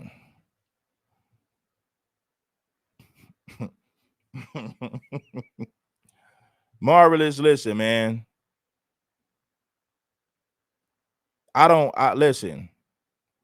I don't have a problem with you personally. It's your culture, man. Your people got anti-Black politics, man. And it's just the reality, man. It's just the reality of the situation.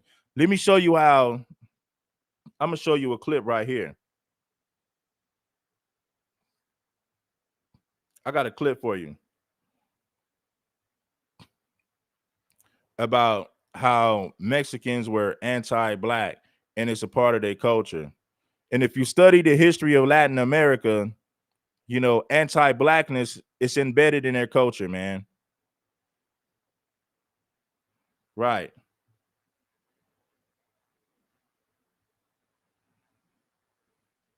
Like it's embedded in their culture, man. It just literally is a part of their culture. You know, there's no escaping that, man. So racism runs deeper than Southside gangs. Anti-Black racism is a part of their culture in Latin America, right? Hold on one second.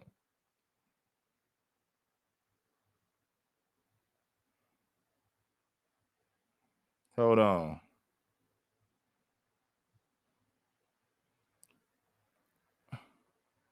I found it right here. This is Ricardo, man. Decent Mexican brother right here, man. You know, if more Mexicans was like Ricardo, then we wouldn't have this problem right here. But he's a, you know, he's a solid Mexican cat, man. I can respect him, man, because he ain't preaching no racism and he's honest about what's really going on. Check this out. Hold on 1 second.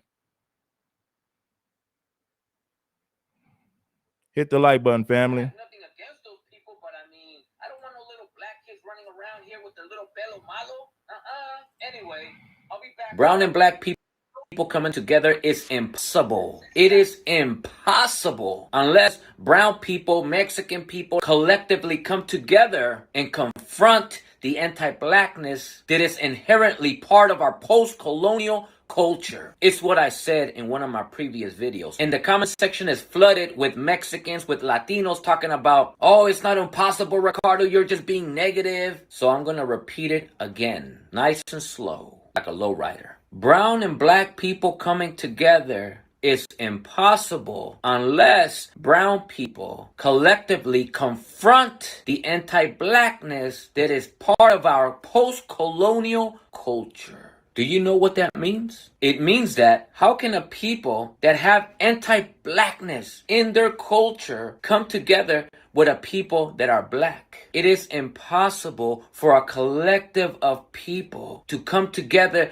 with another people, more so when these people, meaning us, have anti-blackness in our post-colonial culture. An example. When I was younger, about a decade ago or so, I used to protest with brown, Mexican, Chicano activists that a lot of times got together to chant brown and black unity. We got together with black people, marched in the street together, everything. It looked like brown and black people got along just well. In our history here in America, we actually have a history where brown and black people, Chicano organizations came together with the Black Panthers, etc. But if you study this history, no matter how much we brown and black people try to get together, somehow, some way, for whatever reason, it always falls apart. Decade after decade after decade, we're chanting the same thing. We brown and black people need to come together. I thought we already came together decades ago with Malcolm X, with the Black Panthers. So why do we have to chant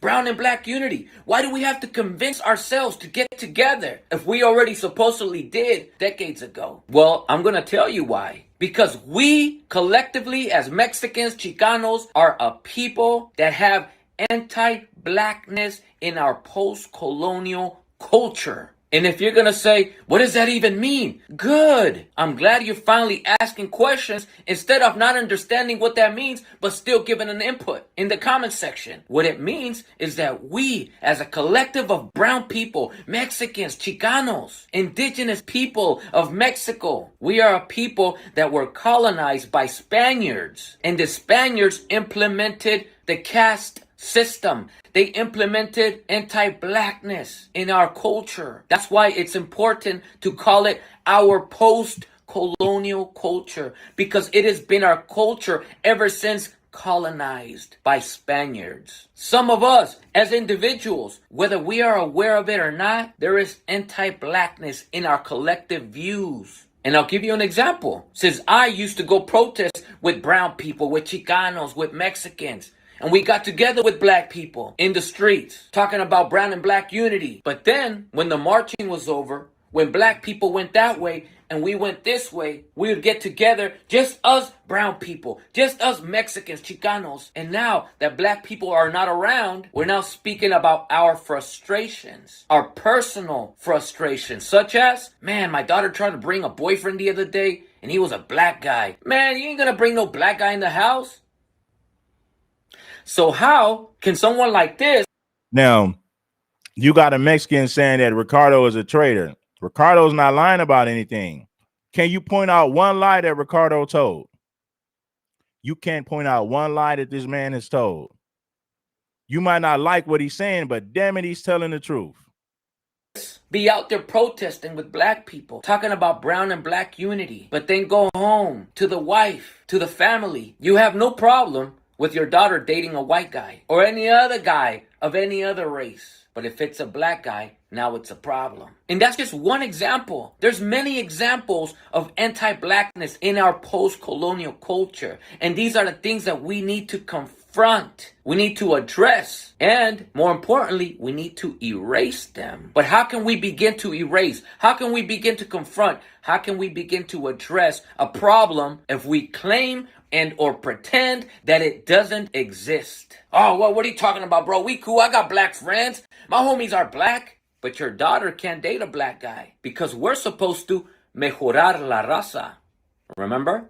What we brown and black people have had is not brown and black unity. It's not brown and black coalition. What we've had has been us as a brown collective of people, Mexicans, Chicanos, whatever, is every time that we need help because we may be facing a systemic problem, we reach out to black people to see if they want to help. That's all we've ever had. There has never been brown and black unity, brown and black coalition. There's only been, hey, can y'all come over here with us? We need your help. An example, in 2024, when Donald Trump won and became president again, the stats show that the Latino vote was really high. And the reaction of black people collectively was, wait a minute, I thought y'all were with us. And so, not too many months later, all of a sudden, we have a bunch of ICE raids. And all these Mexican people, these Chicanos, are being hit up by ICE, dragged out of their workplace, out of their houses, shoved into trucks, and being shipped and deported out of here. And many times, they're not even undocumented. They just look illegal. But that's See, he's an honest man. Not too many Mexicans are going to be honest about. So it's a waste of time having these conversations. I said this way before Marvelous pulled up in the comment section. I said it's pointless to have conversations with them. We need to have these conversations with each other so we understand how they think collectively. Now, I met Mexican cats like Ricardo that are cool. You know, Ricardo's is a decent guy. He's an honest man. I can respect that. And I'll show Ricardo a whole lot of love because he's real. At least he's honest about the racism that's coming from his people. Most of these Mexicans are in denial about the racism that comes from their people. They pretend like it doesn't exist when in reality it's staring you right in the face. It's obvious that these people are racist. It's obvious that they come from. Anyway, you get the picture, man. This is deeper than Southsiders. Anti-black racism is embedded in their culture all over Latin America, not just Mexicans, Dominicans, Haitians. Excuse me. Well, Haitians can, Dominicans, Puerto Ricans, Cubans. Anti-blackness is a part of their culture. If you don't believe me, study the history of Latin America, the Spanish conquistadors colonizing Latin America.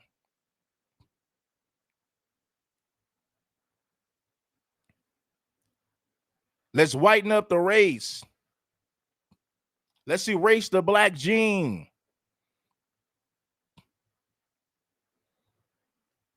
So we can't even say it's just the Southsiders.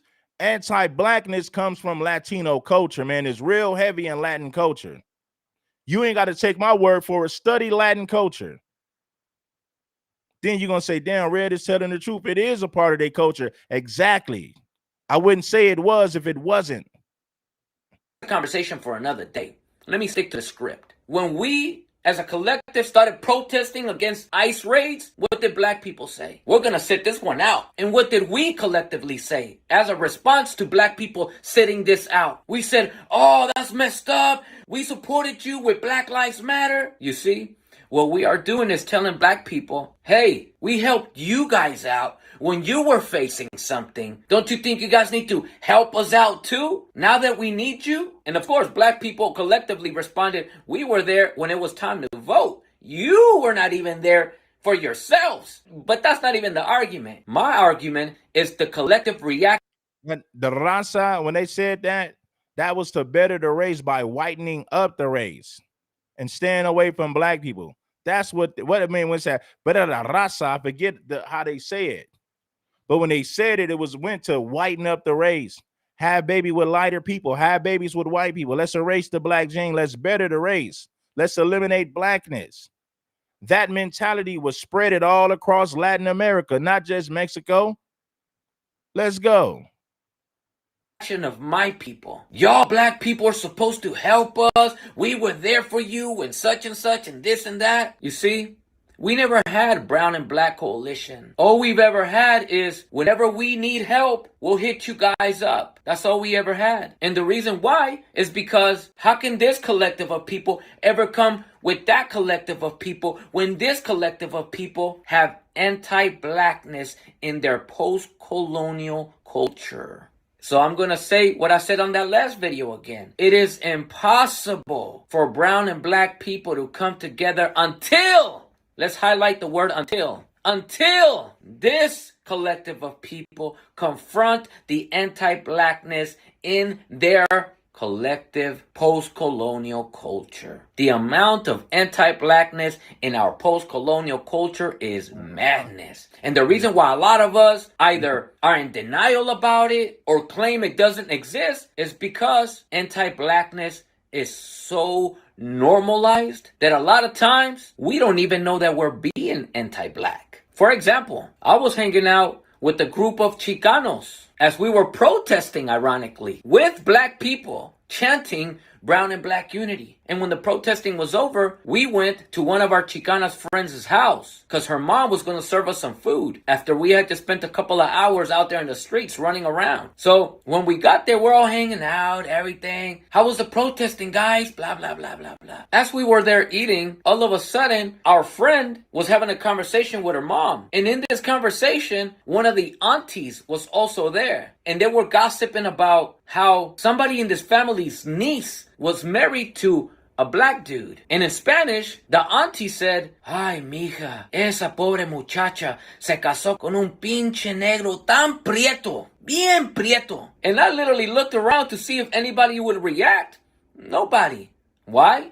Because it's normalized. It's very normal to express ourselves this way and to feel about black people this way. We don't even think it's anti-black because it's so normal to be this way. Oh, Ricardo, but I don't think this way. I married a black woman. I married a black man. Good for you. But what does that have to do with us as a collective of people that claim we want to come together with black people, but yet collectively, never mind you, collectively, we have anti-blackness in our post-colonial culture. And when one of us brings it up, we either deny that it exists or we don't see a problem with it. It's normalized, meaning that it's okay for us as a collective of people that if our daughters marry.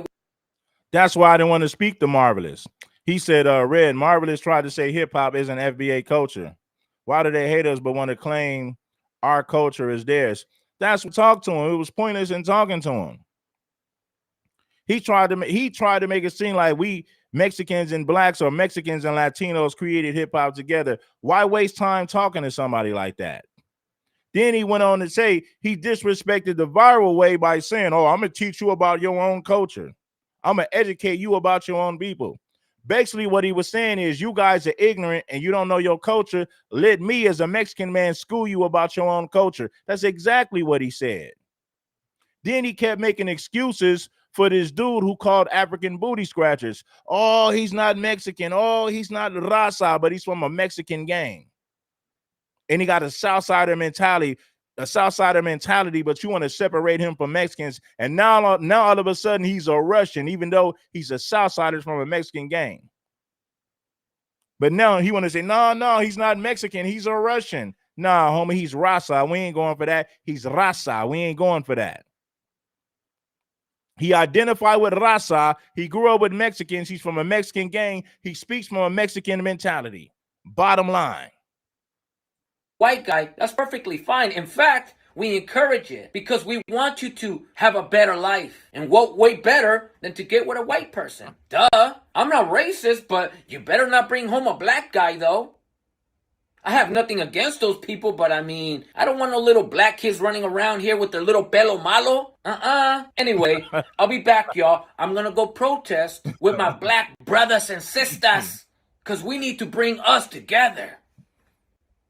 We can't come together, and we cannot call it brown and black coalition if we only reach out to black people when we need to use them to vote in our favor so they could come protest with us because this system is discriminating against us. That is not coalition. That's exploiting a people, especially when we are practicing anti-black views in our household. And that is why you never see me in my videos or anything like that talking about brown and black unity, brown and black coalition, because I'm not somebody that's in denial about the problems in our post-colonial culture. Not only do we have anti-blackness in our post-colonial culture, we have anti-indigeneity in our post-colonial culture. So how can a people come together with another people if we ourselves suffer from internalized racism, internalized colorism, consciously or subconsciously practicing mejorando la raza? We need to confront the anti-blackness in our collective post-colonial macro culture. We have to. Otherwise, there will never be no brown and black coalition. It is impossible because the result wouldn't be coalition, wouldn't be unity. The result would be, hey, we'll hit you guys up when it's time to vote so you guys could come help us vote for our best interest. But for the meantime, black brothers and sisters, don't come around our daughters, please.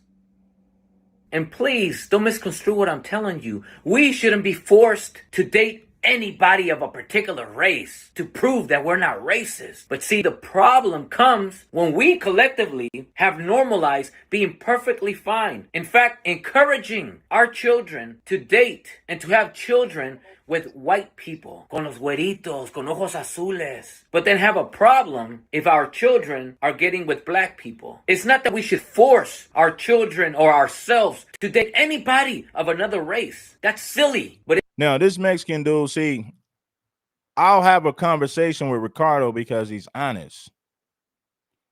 It's pointless of having a conversation with somebody who's dishonest. Right? It takes integrity. It takes integrity. It takes a lot of integrity, man, to be honest about something like this. The people who lack integrity, they're not going to be honest. They're going to pretend like racism doesn't exist with their people. They're going to do everything in their power to downplay. They're going to do everything in their power to downplay the racism that comes from their people. That's what they do. Let's pretend like it doesn't exist, and we're going to call you a racist for addressing the disrespect that we have for your people. Now imagine somebody calling you disrespectful when all you did was address the racism and disrespect that came from their people. Marvelous said that Viral Way was being racist when Viral Way just pointed out the racism that was coming from his people. But then he tried to say, well, dude, he ain't Mexican. Yes, he is, bro.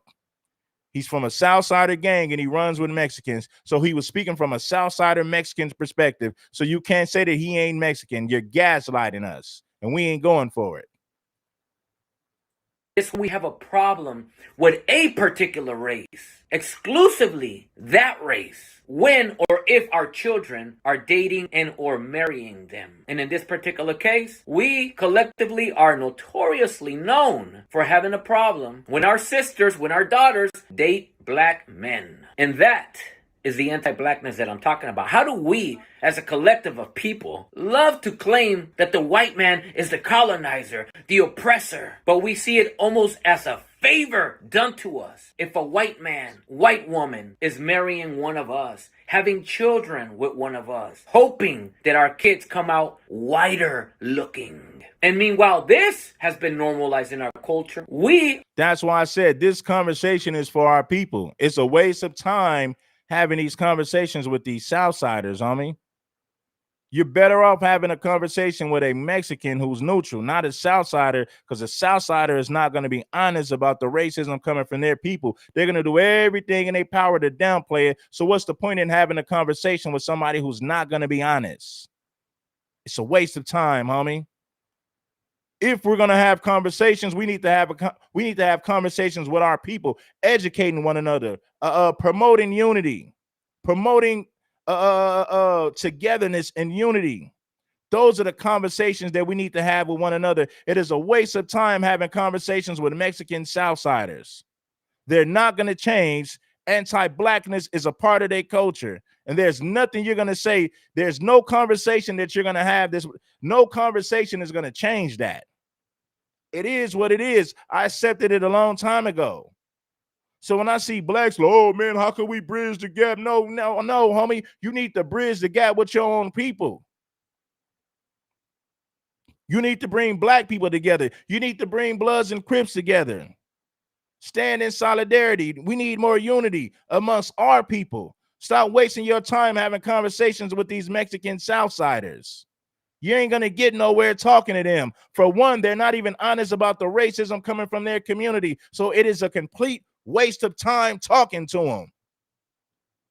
Are the same people that turn around and tell black people that they are our brothers and sisters. But yet, we have a problem with our sisters, with our daughters dating them, having children with them. And why do we have a problem with it? Because whether we are aware of it or not, the concept of mejorar la raza, it's there. And it's been normalized to practice it. So it doesn't matter how many black friends you have. If you protest and talking about brown and black coalition, getting together with a bunch of black people, but yet we collectively exercise and practice mejorando la raza. How can we claim that the white man is the colonizer, the oppressor, when part of mejorando la raza is yearning and desiring proximity to whiteness and rejecting and or repelling black? Yearning proximity to whiteness.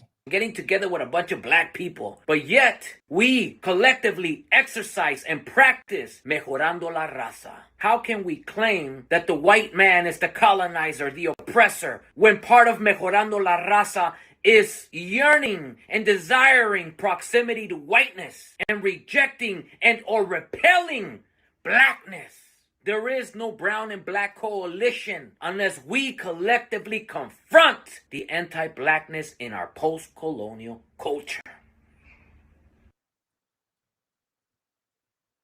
The reason why I personally have a problem with brown or black people talking about unity amongst brown and black people is because it's literally impossible for a people, in this particular case, us, Mexican people, brown people, it is impossible for us to come together with black people because we are inherently and culturally racist. Our culture is very anti-black, and it's not our original and true culture. This is post-colonial culture. Post-colonial culture. After they were colonized by the Spanish conquistadors, that's the mindset they took on after they were colonized by the Spanish conquistadors. Prior to that, they wasn't on that. But once they got colonized and conquered by the Europeans, that became their mindset. Anti-blackness is their culture. Ricardo was just real enough to admit that, because most Mexicans will never admit this. You just got to have enough common sense to know that it is what it is. If you study history, then you understand what I'm talking about. You ain't got to take my word for it. Study the history of Mexico and Latin America, and you will see all that anti-blackness that goes on over there. You ain't got to take my word for it. Study the history yourself. This is due to the Spaniard colonizers that implemented their caste system into our culture to come together with black people because we are inherently and culturally racist. Our culture is very anti-black. And it's not our original and true culture. This is post-colonial culture. This is due to the Spaniard colonizers that implemented their caste system into our culture. And therefore, we have been seeing the world with the eyes of our colonizers. And meanwhile, we out here marching with signs that say brown and black unity. The truth is that in our household, we tell our sisters, we tell our daughters not to date y'all, to stay away from y'all. And if we find out well, one of our aunties, one of our sisters, one of our daughters had a kid with one of you, we shame them. We even disown them. We want nothing to do with them. This is a very common thing to happen. So the reality is that we as a people that have been anti-black for a couple of 100 years since colonialism, we can't possibly try to convince black people about brown and black unity. We can't. It's impossible because we're still very anti-black. How can we as an anti-black people convince you about brown and black unity when if you really think about it, it's just the truth and it's clear as day. How can we try to convince you about brown and black unity when the reality is just a surface? It's a surface thing. Meaning, can we convince you to join us in helping us systemically somehow? That's what brown and black unity has always meant between us. As long as we do not confront the anti-blackness in our Mexican culture, we will never be able to have any sort of coalition. Not a true one. It's always going to be surfacey, and it's always going to be about using one another. As long as there is internalized racism, colorism comes into play, and anti-blackness comes into play. And ironically, I do these videos and I always talk and address the anti-blackness in our culture. And most of the people that have a problem with the things that I talk about regarding the subject matter are Mexican people. Bro, why are you making us look bad? You see, I'm making us look bad because I'm forcing us to confront the anti-blackness. But then you are a hypocrite going out there and trying to convince black people about coming together with us. You cannot come together with the people that you are anti. You can't. And I actually had a guest come up here one time and started crying here. It was a black dude. He had a child with a Salvadorian woman. He came up here and said, hey, Ricardo. See, a lot of Mexicans hate Ricardo. Why do a lot of Mexicans hate Ricardo? Because Ricardo was being honest about the anti-blackness that comes from his culture. Until Mexicans address the anti-blackness from their culture, it's pointless to have conversations with them, because Mexicans want to convince you that somehow black people are racist towards them when we've never been taught to hate Mexicans. That's not a part of our culture. We respond to the racism that comes from Mexicans, but being anti-Mexican was never taught in our culture. We had bigger problems with the white man. We was too busy fighting systematic racism and systematic white supremacy. We didn't have no time to be worried about Mexicans. We didn't learn about Mexicans until we started living by them. Then you go to jail and you see their politics. Then you do a little bit more deeper. You dig a little. Then you do some digging and you dig beneath the surface. Then you say, "Oh, this is why the Mexican Southsiders are so racist. This is why Mexicans are like that. Anti-blackness is a part of their culture. They brought that nonsense from Mexico over here to America. They took all that anti-blackness from Mexico and brought it to America. It's a part of their culture. They just brought a lot of that nonsense with them. And the Mexican Southsiders took it a step. The Mexican Southsiders took it a step further because they united with Nazis, skinheads, and white supremacists in California prisons. And you can't tell me I'm lying. The Serranios and the Southsiders formed an alliance with the white supremacists in Peckerwoods in prison, and the CDC, the California Department of Corrections. Yeah. Don't let them gaslight you. Don't let them tell you no lies. They formed a loose alliance with white supremacists in Peckerwoods in prison. Now, that's not to say that the white supremacists and Mexicans they get into it from time to time, but ultimately they've had a loose alliance with one another to go against the blacks. That's realer than rap. No cap. I'm giving you the hard-hitting facts. I had a child with a Salvadorian, and I'm trying to figure out, like, no matter how nice I am, no matter how respectful, like, I'm always trying to be, like, very offering to the family. They just don't like me. Like, you as a Latino, what do you think I'm doing wrong? And what can I do to fix this? And I said, you could do nothing. What are you doing wrong? You're black. There's nothing you can do about it. These are a people that have been culturally anti-black. You can do nothing. What is the mistake that you made? It's simple. You had a child and didn't go out of your way to find out what kind of people, what kind of family are you getting involved in. You had a child before you found out what you're getting yourself into. As a matter of fact, I had a friend that I was hanging out with. I was friends with this individual for over 10 years. And where he lived, there was all kinds of people that live in that neighborhood. White tea, brown people. But then across the street from him, those people that lived there, they left. And then a black family moved in there. And when I pulled up to come hang out, he started expressing the frustration. And I said, what's up, man? He's like, man, those N-words over there just moved in. And I said to myself, you got all these white tea people and you're okay with it.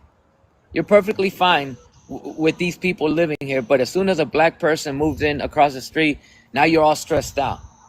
And I was telling my friend, because the friend of mine that I was talking to, you know, I asked her certain questions. And shout out to Ricardo. I want y'all to see this real quick. I got a video for you right here. I don't know how that shit keep popping up. Hold on. Check this out, homies. Check this out, homies. Charged with firebombing African Americans living in a heavily Hispanic area in 20. These are Mexicans in East Los Angeles. You don't have black people who live out there. They firebomb. It was only like 5 black people who lived in this community, a 95% Mexican community.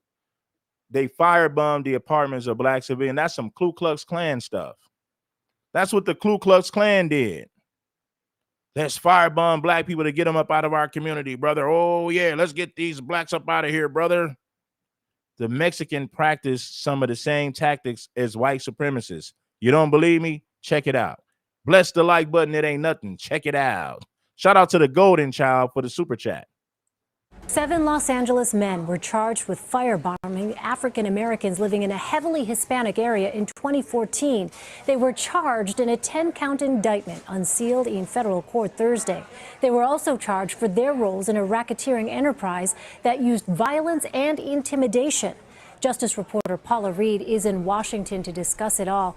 Paula, the Justice Department says this is one of the largest civil rights indictments in local history. What are prosecutors alleging? That's right, Elaine. This is one of the biggest cases that they've brought in under the civil rights statute in quite some time, which is also part of why it took so long to actually get this indictment, approximately 2 years. Prosecutors allege a barbaric plan to attack and intimidate African-American residents of the Ramona Gardens housing complex in East Los Angeles.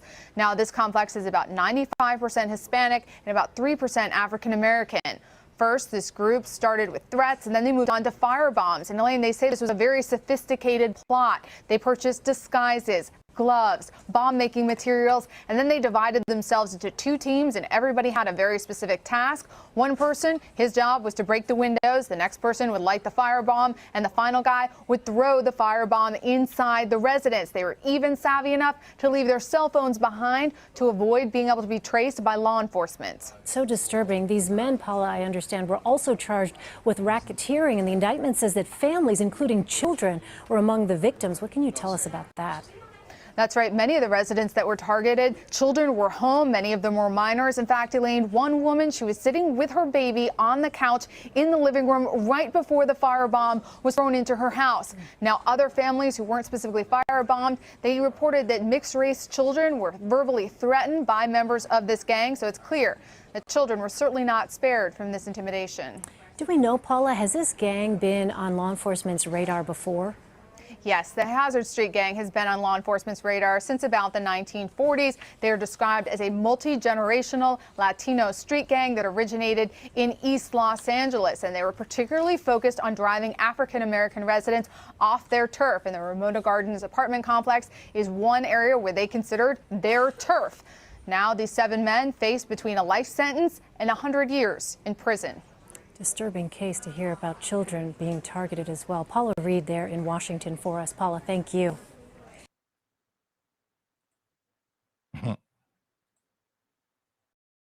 Other news now, strong feelings tonight after a town hall meeting. See, listen, man, and this ain't the only area where this happened.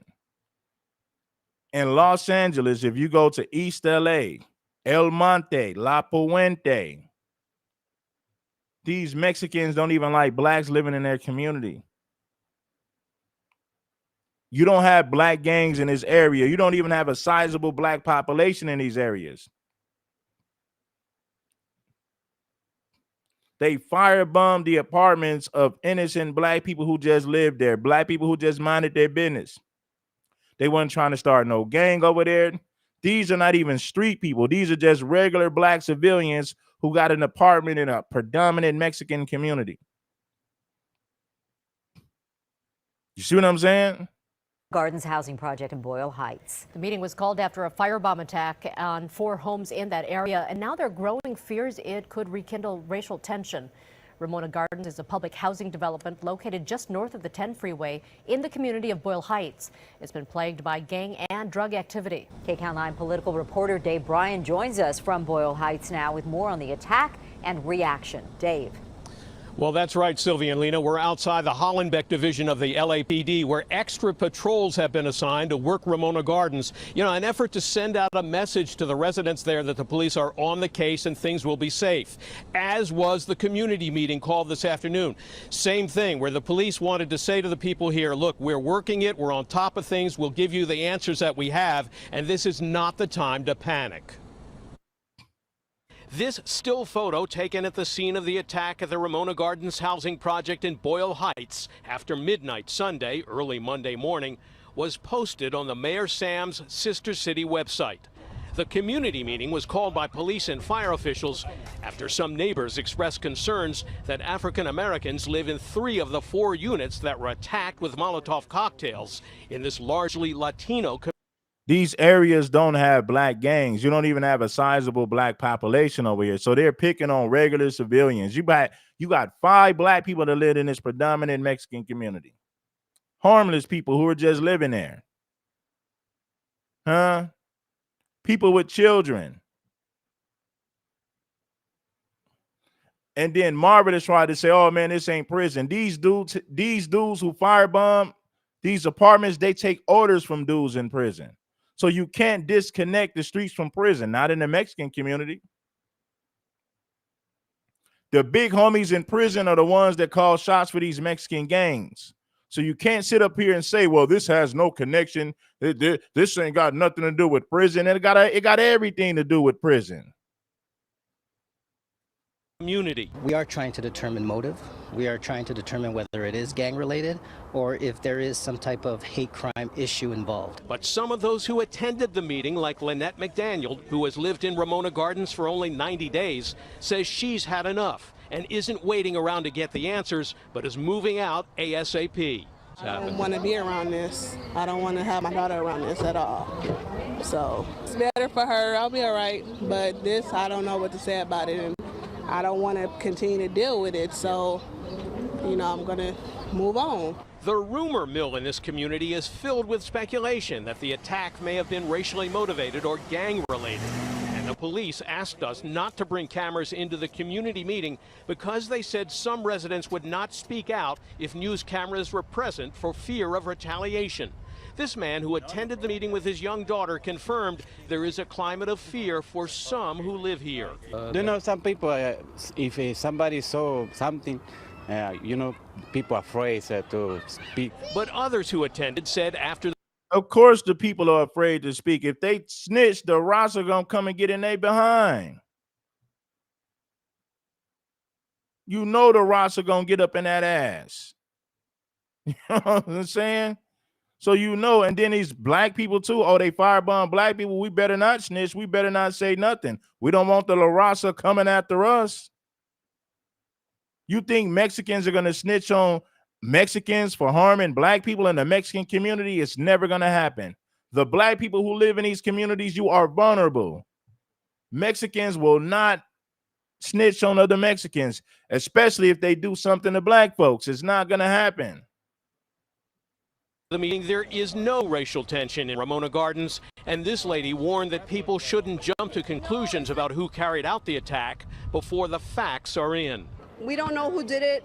LAPD doesn't know who did it. So why do the news say that Hispanics and African Americans are at war when we're not? We're all friends here. I have African American friends. We're not at war. This man who didn't want his... Yeah, man, but you a civilian. I believe you. You probably do have black friends, but it's the Mexican Southsiders, the gang members in these communities.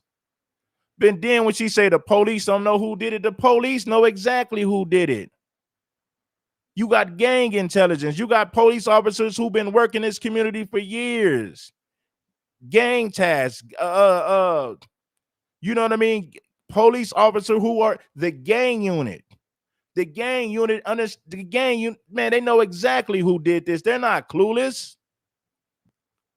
The police know all these Mexican gang members in this community. They know these Mexican gang members don't like black people. So when she fixed her mouth to say the police don't even know who did it, they know exactly who did it. Name use charged jumped to no racial tension in Ramona.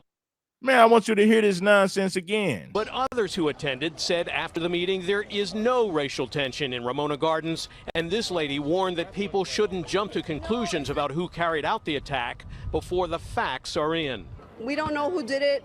LAPD doesn't know who did it. So why do the news say that Hispanics and African Americans are at war when we're not?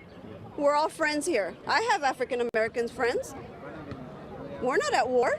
This man who didn't want his name used charged the news media is hyping the story to get more readers and viewers without waiting for the police to complete their investigation. Something like this happens or something they insinuate or they think happened, and right away people want to make a story out of it because, you know, stories sell. Yeah. Stories bring up the ratings. Stories is what promotes people. But they don't ever want to talk about the good that has come out of this community. Well, now Ramona Gardens does have a history of racial tension and gang activity, but not in recent years where the area has been fairly peaceful. Now, police say no one was injured in these firebomb attacks and there was only minor damage. We're live in Boyle Heights. Dave Bryan, KCAL 9 News. See, man. Oh, man. Shout out to everybody, man. It is what it is, man. Listen, man, I wouldn't make anything up, man. And then they're pretending like the police don't know what they're talking about. You see how Mexicans are in denial about what's going on? It's like they lie. They'll never be honest about racism that comes from their people. They'll never be honest with you. They're certified liars. They're never going to be honest with you. It is impossible for them to be honest with you.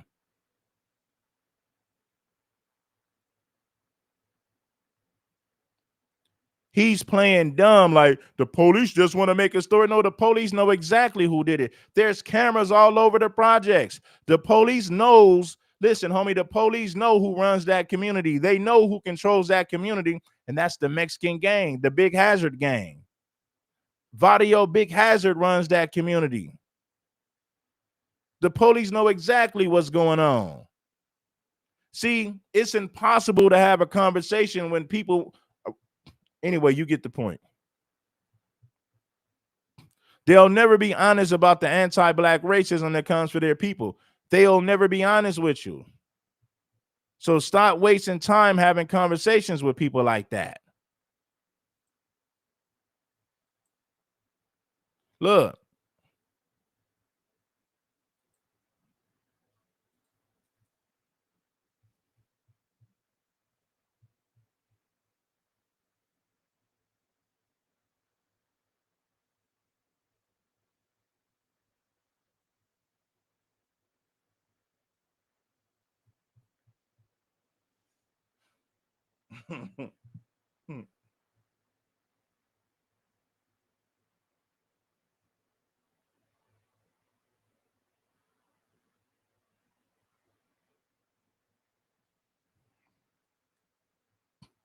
I will vote for Donald Trump. Yeah. In Compton. In one case, authorities say gang members repeatedly terrorized an African-American family. New at 6, NBC4's Michelle Baez live in Compton. Michelle, what are residents telling you tonight about what happened? Well, So, man, where my people at, man? Watch this. Hawaiian Garden gang hate crimes. I'm going to show y'all something.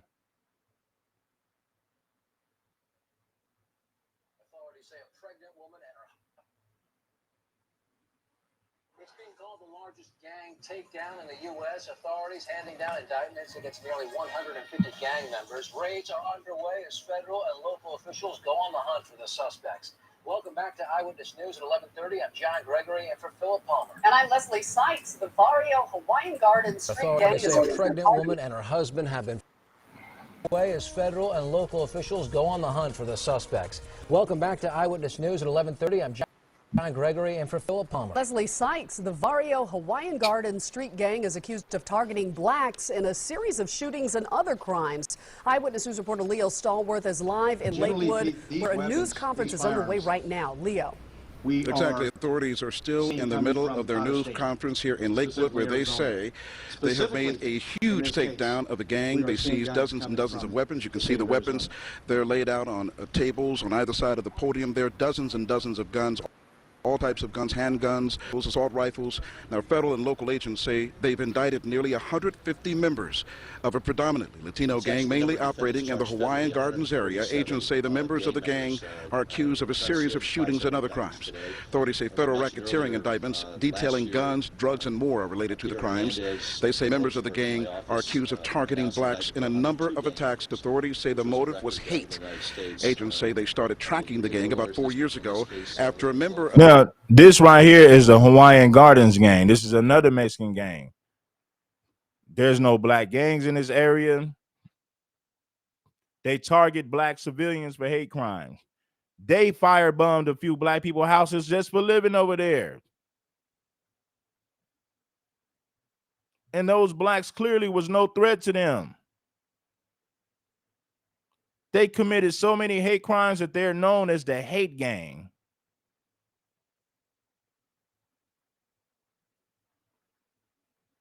They was labeled the hate gang by the LAPD because of all the hate crimes they committed against black Americans. And these ain't the only two Mexican gangs who commit hate crimes against blacks. There's several of Mexican gangs across LA County who are very racist, who got a lot of hatred towards blacks. And I'm not even talking about black gangs. I'm talking about just regular black civilians who might live in this area. And it's only a handful of them. You don't have a sizable black population in this area. Of the gang was arrested and later convicted and sentenced to death in the murder of LA County Sheriff Deputy Jerry Ortiz. Following the murder of Deputy Ortiz, the Sheriff's Department sought federal and local assistance to help destroy the Hawaiian Gardens gang. Working together, federal, local, and state law enforcement, we investigated the gang and its affiliates, and we now have the largest gang takedown in United States history. Today, we have unsealed 5 federal. Now, I'm going to show you something right here.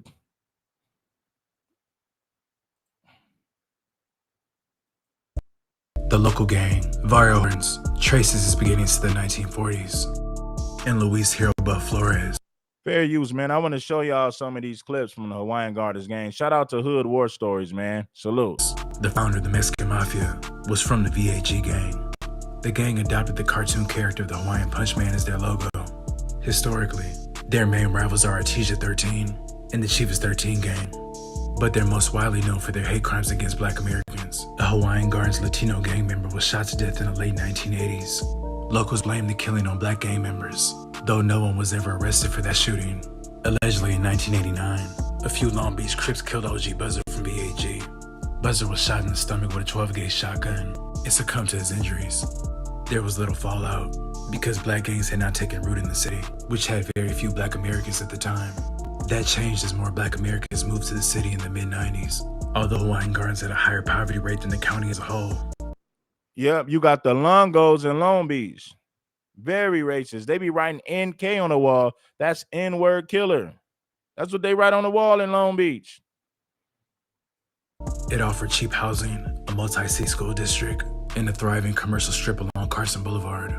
With the newcomers, make sure that you guys bless the Cash App. If you respect the content, if you respect the work that we're doing over here, make sure that you put some love and drop some love and respect in the super chat or bless the Cash App for this beautiful work that we've been doing over here, man. Speaking to the people. Did not anticipate was the backlash from a local gang determined to keep blacks off his turf. From 1995 through 1997, more than 36 hate crimes were committed against black Americans in Hawaiian Gardens. At first, the gang roughed up black teenagers walking home from school. The attacks soon moved to black American homes. Several homes were hit by Molotov cocktails. Gang members threatened black residents as they left stores. See, listen, man, black people's homes got firebombed in this area by these Mexicans. They're worse than the Ku Klux Klan. What's the difference between these Mexican gangs and the Ku Klux Klan? Nothing. Teenagers walking home from school. The attacks soon moved to Black American homes. Several homes were hit by Molotov cocktails. Gang members threatened Black residents as they left stores, walked on the streets near their houses, or ate at fast food restaurants. They repeated a simple message: "Get out of our neighborhood, Nick," usually underscored by the most common racial epithet. Virgil Henry never had. See, that's NK on the wall. This is what they write on the wall. NK. N-word killer. That's what it means. Usually underscored by the most common racial epithet. Virgil Henry never had a chance to get out of the neighborhood. He lived in Van Nuys and was headed to his parents in Hawaiian Gardens. When he stepped off a bus onto Carson Boulevard, he was walking to his parents' home when at least 10 Latino adults and teenagers chased him. He ran across 4 lanes of traffic into the parking lot of a busy strip mall. A driver that was stopped at a traffic light told police they heard Virgil shout repeatedly, "What did I do?" As he ran, he was gaining distance on his attackers until he tripped in the parking lot just behind a coffee shop. Shoppers saw the mob, which included women and men, stomp and kick Virgil, then bash his head with an aluminum baseball bat. A witness testified that when she stood over Virgil to assist him, he appeared shocked that a white person came to his aid. Prosecutors gathered enough evidence to pursue charges against only one of the attackers. Carlos Lucero, who was seen striking Virgil with the bat, was convicted of the murder in 1999 and is serving 16 years to life in prison. Carlos Lucero was not only a VHG gang member, but was also the son-in-law of a Mexican mafia lieutenant. Let's rewind to the previous year. Martin Hammond was the first hate murder victim. He was gunned down one day in 1996 as he walked on Norwalk Boulevard. Martin had grown up in Hawaiian Gardens. He was well known from his days as a football star at Artesia High School, but his local hero status did not spare his family from violence. Their house, which had been shared by 4 generations of the family since 1980, and 2 cars were set ablaze. The vandalism was followed by Martin's. See how they firebombed this Black family just for living there? There's no Black gangs in the Hawaiian Gardens area. These are just Black civilians. But the Mexicans over there are very racist. Rudy Villa, from the Hate Gang, was convicted in 1998 of the murder. Another VHG gang member was awaiting trial in the third of Hawaiian Gardens hate murders. Like Virgil slain, it occurred in 1997. Demario Young was shot just after getting out of his van in front of a relative's apartment building. Alberto Martinez, also known on the street as... So a Black dude just was coming over there and got shot. 1997. Demario Young was shot just after getting out of his van in front of a relative's apartment building. Alberto Martinez, also known on the street as Badger, was arrested after he shot himself in the leg in a separate incident. Police tests show that Alberto was wounded by the same pistol used to kill Demario. The city's hate crimes have happened both in spite of and often because of its increased integration. In one case recorded by the County Human Relations Commission, a Black man was beaten while washing a car. When his attackers found out the car actually belonged to a Latino friend, they beat the Latino man for being friends with a Black American. At Way Out Ministries, which is a Christian recreation center in school whose members... You see what I'm saying? So listen, man, I got more, man. Listen, I can go down the list. I can show you the Avenues gang in Northeast LA. I can show you the Harbor City, the 204th Street gang, how they committed hate crimes. Listen, homie, there's nothing to talk about, man. There's really nothing to talk about with these people. So this is what we're going to do, man. I'm going to get up out of here. I'll be back at y'all with some more content in the morning. I'll be back in the morning with some more content. Talking is over, man. Ain't nothing to talk about. If we're going to have a conversation, we need to have a conversation with our people to bring more unity amongst our people, because speaking to these Southsiders is a waste of time, bro. They're cosplaying our culture. They want to make money off of our culture. They got all these Mexicans committing these hate crimes. What's the purpose of having a conversation with these people at the point? What's the purpose of having a conversation with these people at this point? For what? You're not going to get anywhere talking to these people. I haven't showed you guys half of the hate crimes that's committed by these people against us. This is not even a half of the hate crimes they committed against us. Anyway, man, I'm going to get up out of here. Enjoy the rest of your night. Yeah, Cheryl Green in the Harbor area, the 204th Street gang.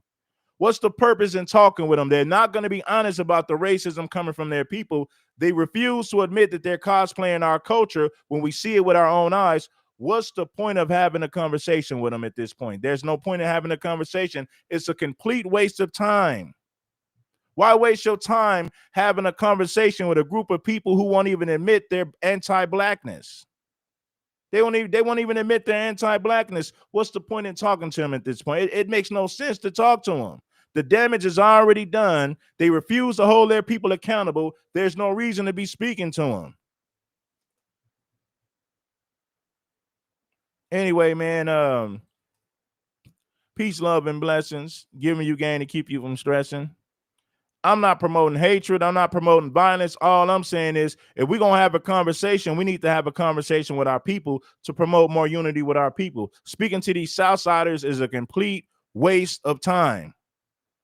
They'll never admit that their people are racist. They're cosplaying our culture while disrespecting us at the same time. There's nothing to there's nothing to talk about. Nothing. Anyway, man, peace to everybody, man. I'm going to get up out of here, y'all. I'm gone. Let me get up out of here. Peace. I'll be back at y'all. And make sure that you guys bless the like button to get this this live stream in the algorithm. Right. They act like we're tripping for calling it out. We're racist for calling them out for what they're doing. Oh, man, I appreciate, man. Shout out to my foundational Black Americans. I got a lot of love for y'all. I speak to y'all. This conversation was for our people. I'm not going to waste time having a conversation with some delusional Southsider. I'm not doing it.